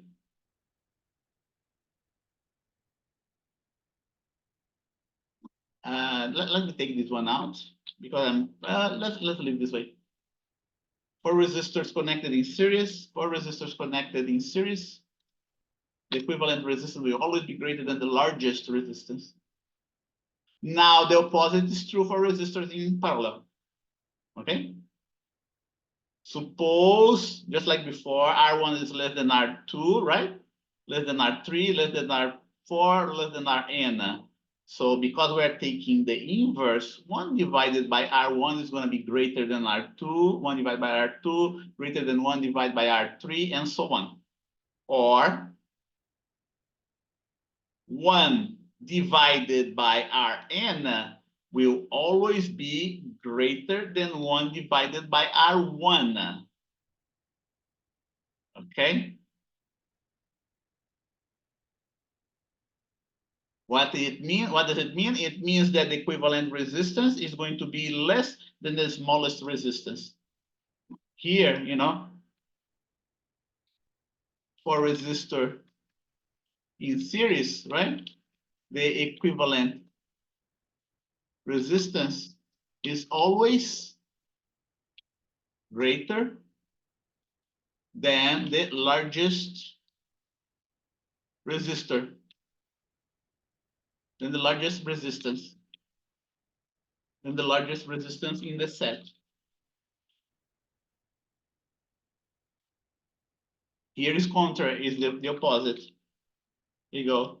For resistors in parallel, the equivalent resistance is always less than the smallest resistance in the set.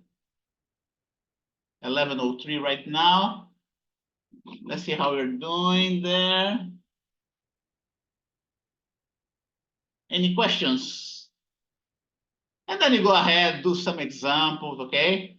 Resistor 1 and 2 in series, 30 ohms, 10 and 20, right? And then if they are connected in parallel, what do you get? 10 and 20 as well. What do we get? We get less, 6.667. See that? That's a real life application of that. And that's exactly what we find in real life. With my multimeter, we can measure resistances, okay?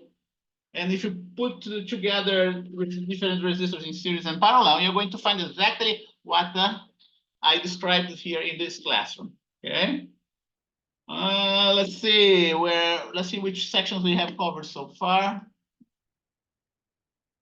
Any questions, Wiley? Wiley plus, go get here, log in. Copy physics 7. Wiley course resources.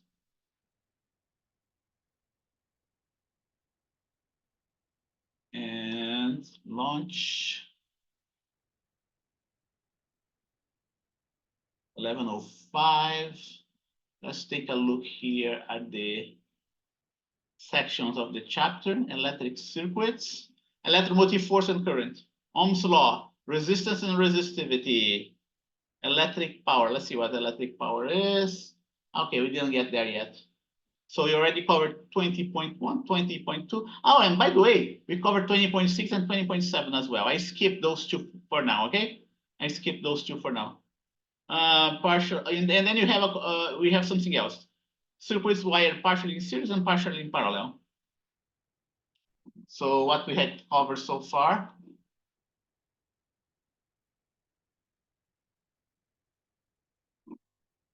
Combination of elements, let's see here. Electric circuits. What we covered. Electromotive force and current.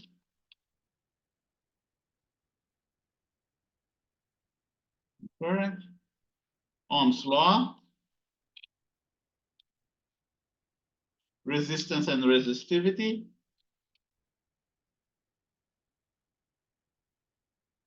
Okay, and we series wiring. Okay, parallel wiring. Parallel wiring.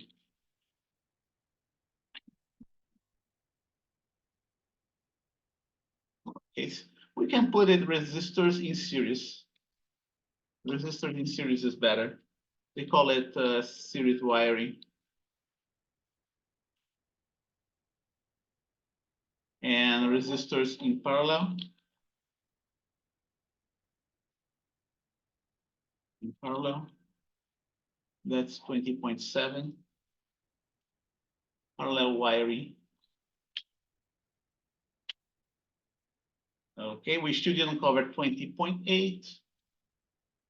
Okay, but shouldn't be difficult. We're going to cover that today. And we covered. We skipped 20.4 and 20.5, right, for now. electric power and alternating current. And what time is that? 11:07. Let's take our break. So I'm going to take it out for now. Break. 11:08 now to 11:23 a.m. Okay. Any questions? Okay, I see you in 15 minutes.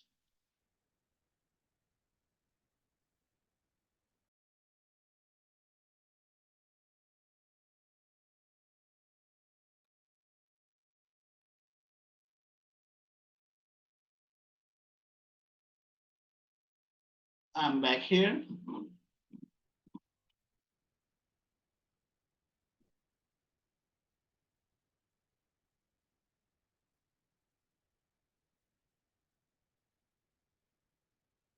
Good. So let's see if we have more stuff here. Okay, we don't need that. Okay, more examples here. We have here 3 resistors in series. Okay, combine resistor 1 with resistor 2, we get equivalent resistance of R1 plus R2. And R3, combine R1, R2, R3, get R1 plus R2 plus R3. Okay. And the current is the same. Now, what about 3 resistors in parallel? Combine R1 with R2, we get R12. And let's not forget that R12 is the inverse of R12 is 1 divided by R1 plus 1 divided by R2. Okay, so it should be, I'll leave this way. And then you combine with the third one, you get R123, right? And then we have all sorts of circuits that combines resistors in parallel with resistors in series, like this one here. Okay, we have this circuit with 2 resistors in series in parallel with a single resistor R3. And how do you solve this problem? Okay, first we get those 2 in series and get R12. Right, let me put that in. Hopefully I'll be able to share. Yeah, here you go. And in the notes example, okay, let's go step by step, right? Here you go.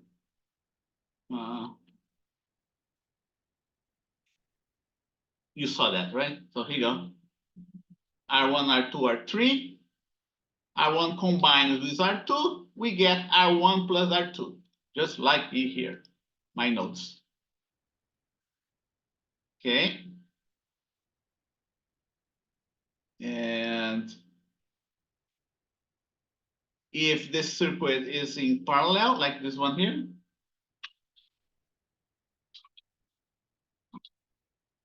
see here, it's not well organized, right? This one's supposed to be, okay, this one's supposed to be like that. Here you go. Supposed to be like that. It's better. I'm doing for this other one here. This that you see right now, this circuit that you see right now, okay? Nope.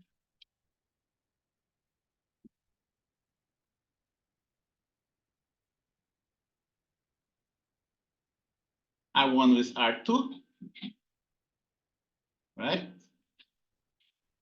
Results in what I call R12. R12, the inverse of R12 is the inverse of the sum of R1 with R2. And the final equivalent resistor, the inverse is going to be equal to the sum of the inverse of the other 2 combined, right? Here, I'm just repeating that. Doesn't need to be right in here. Now, what I want to do, let's see. I want to do this one here. That's a combination.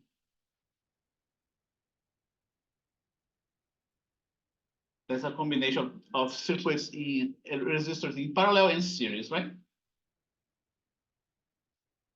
Okay. The first step is to combine those two resistors in series.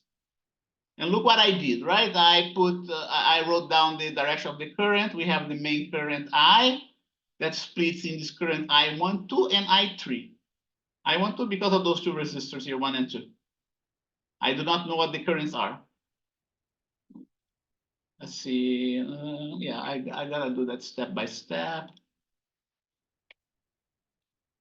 And I'm going to copy part of this one right in here.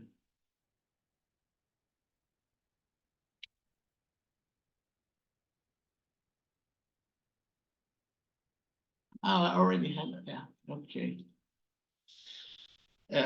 R1 and R2 are in series with each other, and in parallel with R3.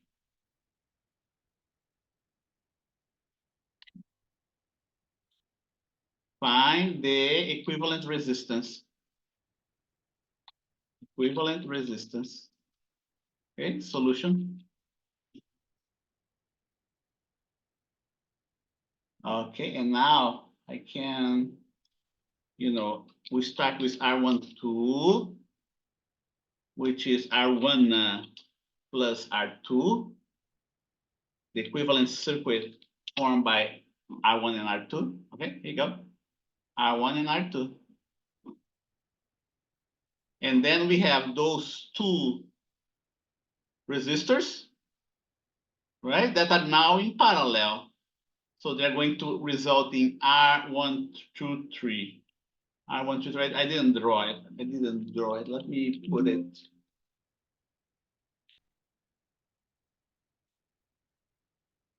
I'm gonna draw it.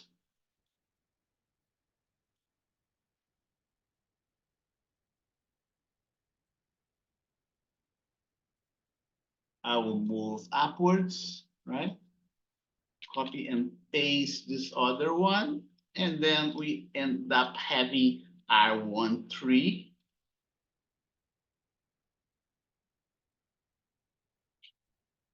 The equivalent one.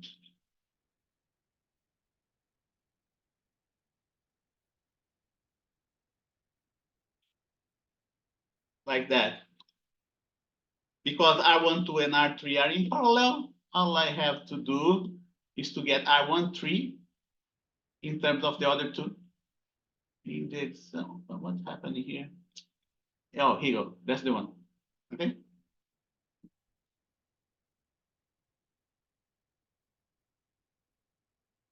It's going to be like that. I'm gonna put inverse R1, 2, 3, right? Here is going to be 1 divided by R1 plus R2. And the other one is 1 divided by R3. Like that. If you want to invert the left side, first you have to put those two here in a single denominator. Now I can dedicate just to this page, right? You go R3. We have R3 here. And then we're going to end up having the same denominator on the second term. And the numerator becomes R1 plus R2. Now that they have the same denominator, R1 plus R2 plus R3, right? Plus R2 plus R3. I don't need that anymore. And finally, we have to invert R123.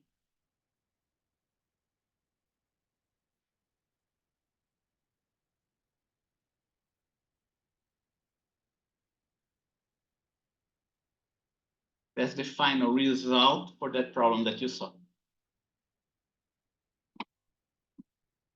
Save it. And there are more complicated circuits, okay? More complicated circuits than that. Let's see what we have more here. Oops. Okay, series, right?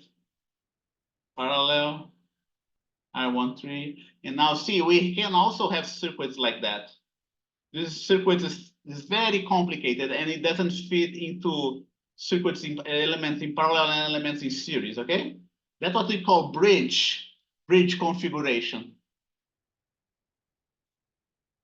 See, that's what we call bridge configuration. For this type of circuit, we have to use a different technique. Let's write that down, okay? Most circuits can be built in terms of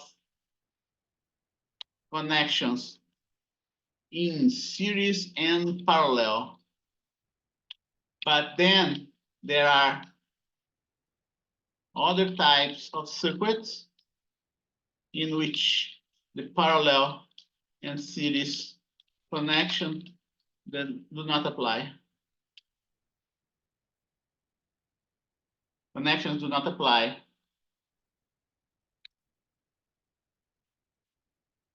The so-called bridge configuration. Bridge configuration. Okay. And here's an example. In this case, you just cannot identify, you just don't have nor elements in series nor in parallel. If you were to remove this guy, yes, then you'd have those two in series, and the resulting equivalent resistor would be in parallel, okay? But because we have this element here that's serving as a bridge, you cannot solve the circuit in terms of series and parallel configuration. You have to use a different technique. Let's take a look here in our book. Kirchhoff's rule. Kirchhoff's loop law. Okay, now we did the 20.8, right? So 20.8 resistors, elements, circuits, combination of resistors in series and parallel. So we did that. Series and parallel.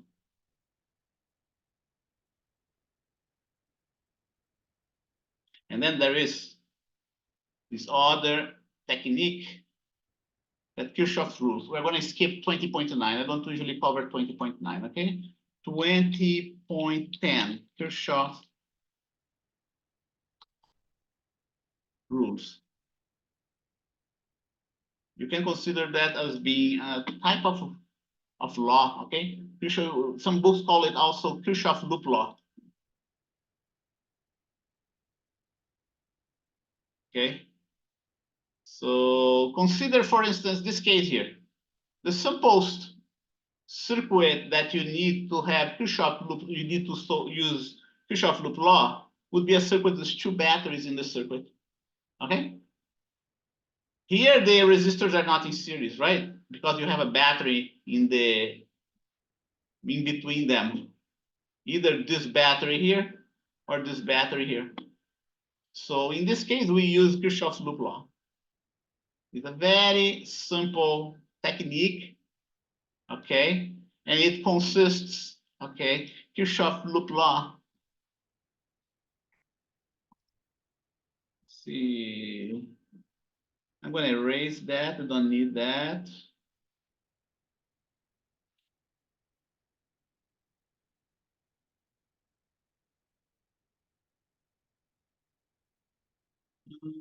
Let's see if I have the text for Kirchhoff loop law here.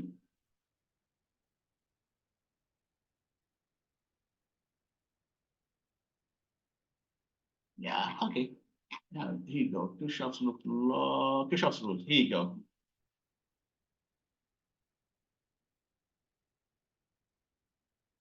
This one, I'm gonna copy and paste there. And then I'm gonna do for another one as well.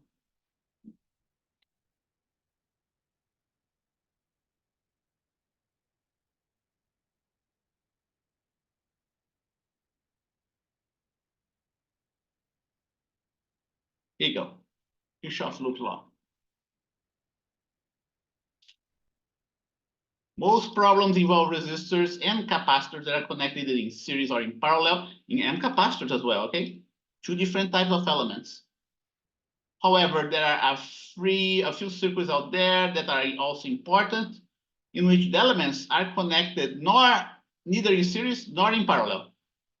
For these type of problems, you must use a more genetic technique to solve the problem. This technique is called the Kirchhoff rules, okay? And the way you do is the following. First, you identify the loop in the circuit. Okay, and that's what I did here for this circuit. See that? I have just a single loop. This problem that you see here is a very simple one. Okay. So we have one loop here. Then you set the direction of the loop in the circuit. This technique is going to become more, this description is going to become more involved because I'm doing that for a circuit with a single loop. Okay, for a single loop circuit, that has a battery, that has two batteries, each one in between resistors R1 and R2, okay? We must use Kirchhoff's rules, okay? First, identify the loop in the circuit. Then set the direction of the loop in the circuit. In that specific case, I set the direction as being clockwise. Okay. Then, starting at any point in the circuit,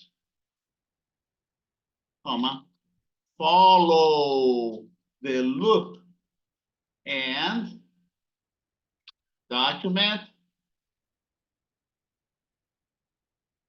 if the voltage is increasing or decreasing, okay?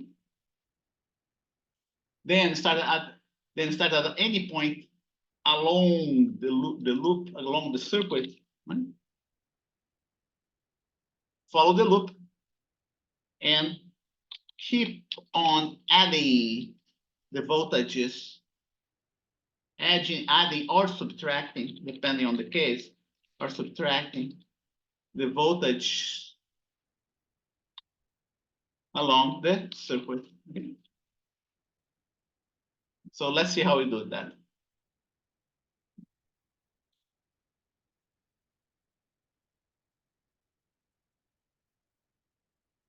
Yeah, here you go. So I have chosen starting right in here, this point A. Okay. Oh, you also have the first identify the loop in the circuit, then set direction of the loop in the circuit. Then we're gonna do one more thing. Set the direction of the current in the circuit. It doesn't matter if it's right or wrong. Okay. In this specific case, I put the current in the same direction as the loop, in the clockwise direction. Okay. So I can do like that. Yeah.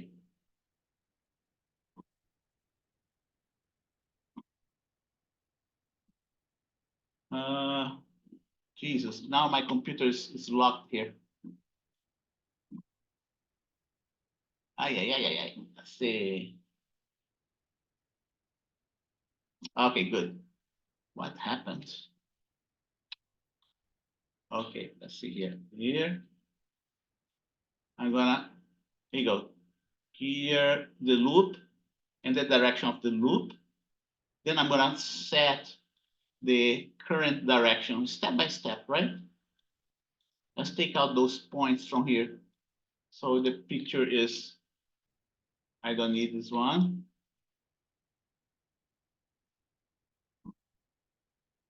Identify the loop in the circuit, set the direction of the loop in the circuit, set the direction of the current in the circuit. That's what this one is all about. It doesn't have to be in the right direction. It can be either clockwise or counterclockwise.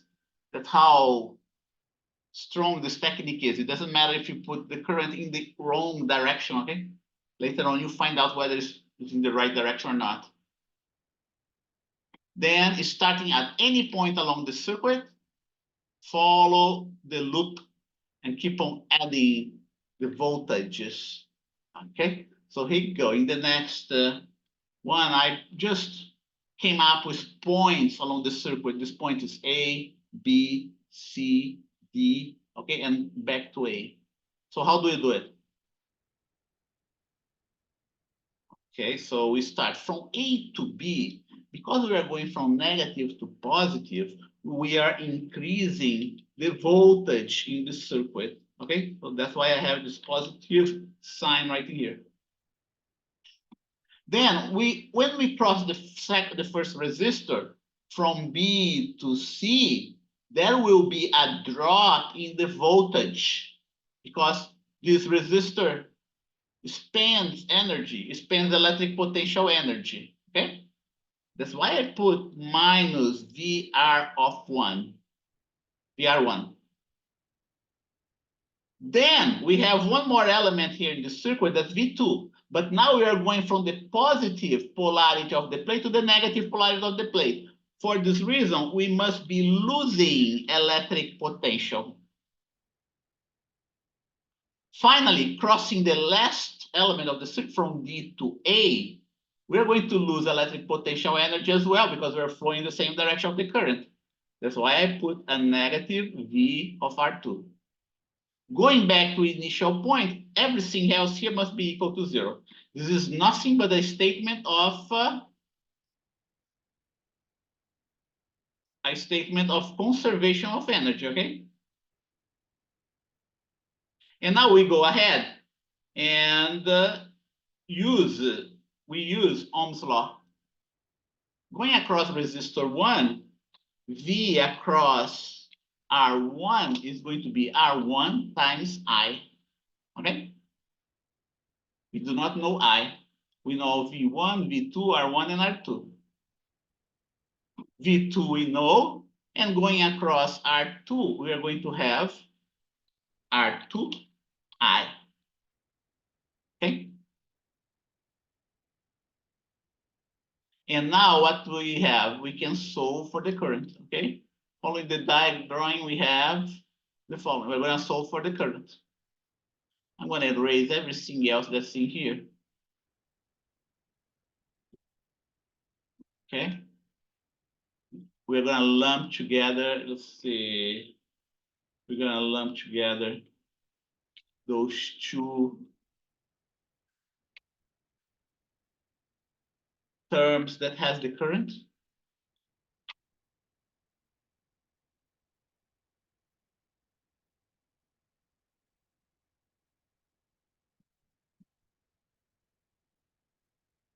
Eliminate this guy. We got to put a plus sign because there is a terming evidence there, right? There is a negative signing evidence there.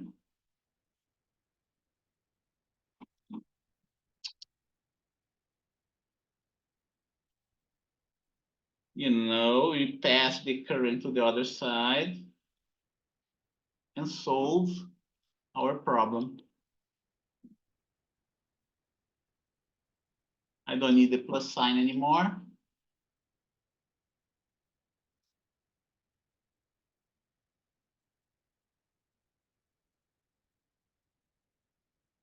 That's my final current. So I'm gonna put at that here. You know, given V1, V2, R1, and R2, find the current I of the circuit below. Of the above circuit,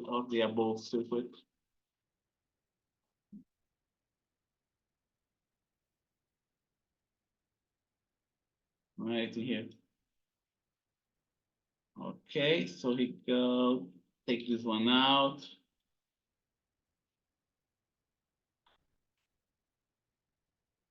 $11.48, we're almost done here. Okay, so I'm gonna erase this one. Now what happens here? If V1 is greater than V2, right? R1 and R2, they're always positive. Then the I current is gonna be greater than 0. And what does it mean? It means that we choose the proper direction of the current. However, if V1 were to be less than V2, the numerical value, right? Then the current would be negative, and the direction of the current would be contrary. Okay, here would be clockwise,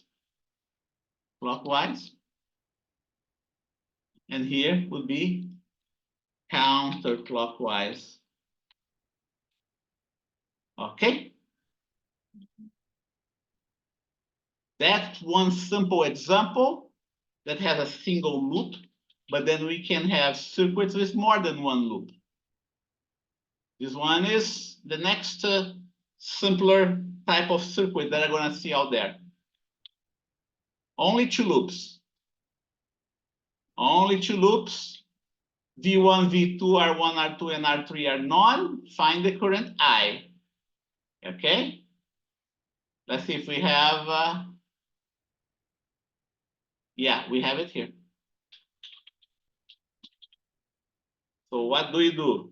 We are going to make this one, you know, that rule that I spelled out before, a little bit more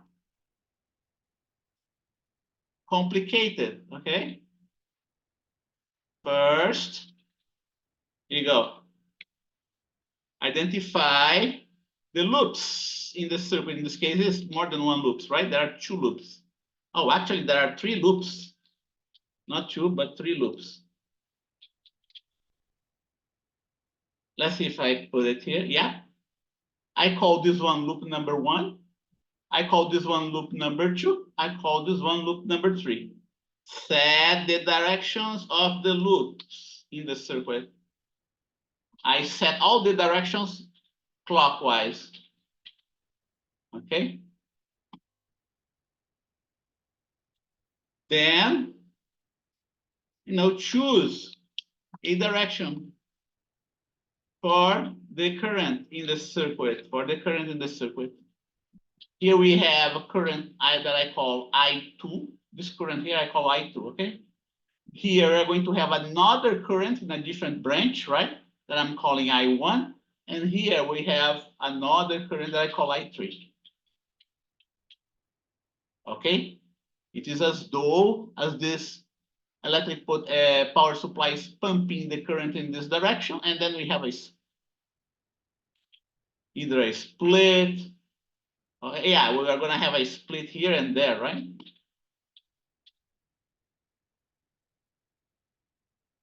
Like I said, it doesn't mind. It doesn't, you know, you shouldn't worry about whether the direction is correct or not. Okay, set the direction of the loops in the current in the circuit. Okay, then use conservation of charge, right? Use conservation of charge by relating the current among themselves. And how do you do that in this case? For this specific case, what's happening here? You know, I3 is being combined into I1 and I2. See that? This guy is approaching this node, this one is approaching this node, and this one is exiting this node. What does it mean? It means that I3 should be equal to I1 plus I2. Okay, for the specific example,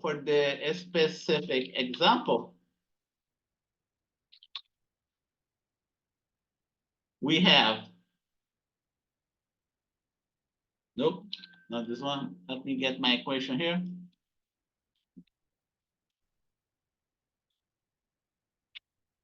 I3 is equal to I1 plus I2. Okay.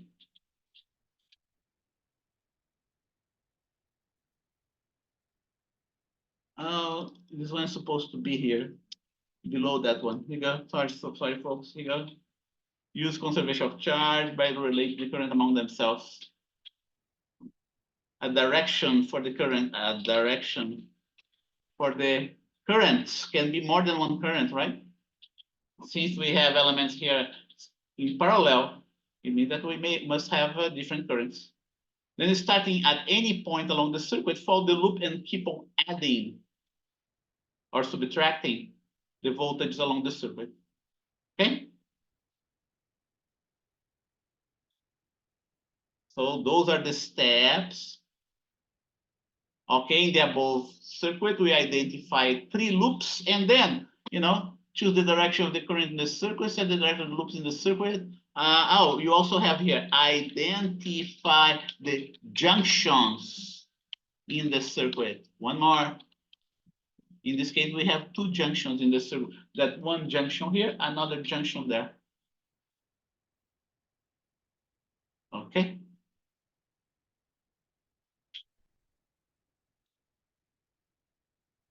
So we have 3 loops and 2 junctions.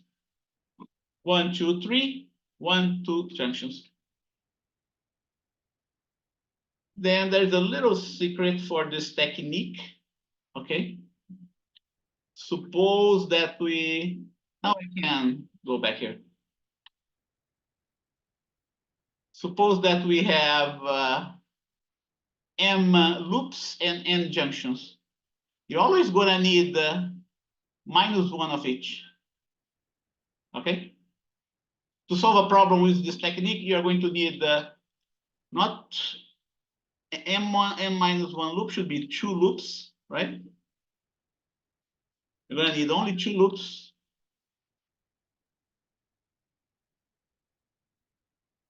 Or 2 loops. And N-1 junctions, or 1 junction, for this specific one. For the loop 1, now going back here. Loop 1. This is my loop 1. Okay. Let's see if I have it. Yeah, here you go. I'm emphasizing this loop 1. Yeah, and then I emphasize loop 2. Loop 1, we start from at this point here. I'm going the clockwise direction. From positive to negative, 2 more minutes to go. It's going to be minus V2, right? Then we go through resistor 1, but note that I am moving in the direction opposite to the current. Because I'm moving the direction opposite to the current, I'm going uphill. Instead of subtracting the electric potential across the resistor, I'm adding the electric potential across the resistor, okay? Then we go from higher potential to lower potential, minus V1. Current I2 here is clockwise, right? So we are going, the loop is going the same direction as the current, consequently, we must have a negative here. That's just for loop 1. Then you gotta do for loop 2 as well. Okay, and here you go. Remember, I need only M-1 loops, right? I don't need to get an equation for the third loop. Loop number 2, right? Plus V1, negative to positive, minus R1, I1, because I'm following in the loop is following the same direction as the current is following. I3 is the same direction, the direction of the loop. So minus R3, R3.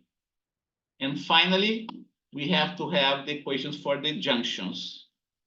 Okay. And now you have 3 equations for 3 unknowns. I'm going to emphasize what the unknowns are here. 2 minutes, we still have time. Let's see how far we can go here. 3 unknowns and 3 equations.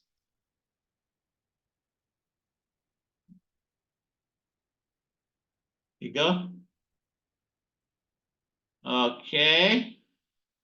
I1, I2, I3. So now is whatever way you want to try to solve the problem. Okay, the way that I recommend is by canceling, is by eliminating the unknowns. Let's eliminate I3, right? It's already set up in there. What do I mean by eliminating I3?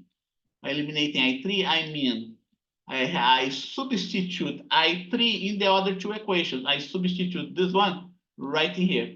That's what I mean by eliminating the unknowns. Okay, so notice that I1 plus I2 is here, right? Because I3 was replaced right here. Let me emphasize the fact that those are unknowns by both facing them. And now I have 2 unknowns and 2 equations. Becomes simpler and simpler to solve the problem, right? In the next step, I have chosen to eliminate I2. Okay? Professor, I have a question. Yes. It's about the test. The notes and stuff that we for the test, if we use notes and stuff, do we send you a picture or something, or it's just the answer we're putting in there? Yeah, the exam is going to be numerical answers and numerical answers and multiple choice. Okay, you don't have to. You may need to draw the pictures, yeah, to solve the problem, but you do not have to put that in the exam. Okay, you just have to solve it numerically or multiple choice. Okay, just like you have in the homework problems. Let us finish that. It's 12 noon already. Well, you can finish that yourself, right? The next step would be, solve for I2. You solve for I2 and you place it right in here. And now you have just a single equation for a single unknown. I don't have, let me see if I can find the remaining of this problem.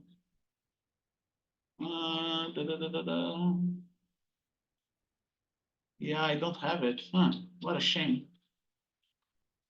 Well, you can do that yourself, okay? Just do the math, the proper math there. I don't see the end of the problem, but it's not difficult to do that. Just then you so far using an equation. Okay, it would be like that. I2 gonna be like that. Okay. That's gonna be divided by R2. Do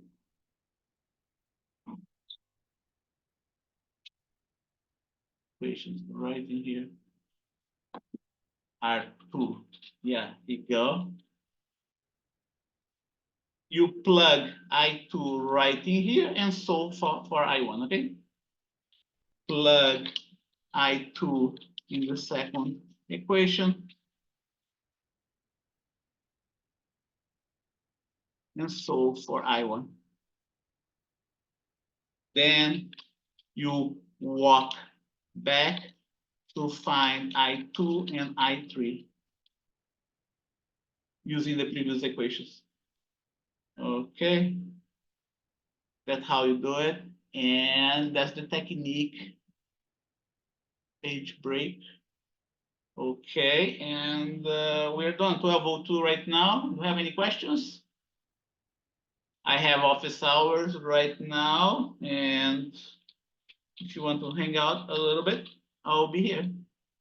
Okay, next Wednesday is going to be exam again, and Monday is going to be our next meeting. Let's put here, today is 6, right? 6 to Wednesday. Exam 1. And then we meet again to continue on this topic. Okay, so I see you the day after tomorrow. Okay, bye bye.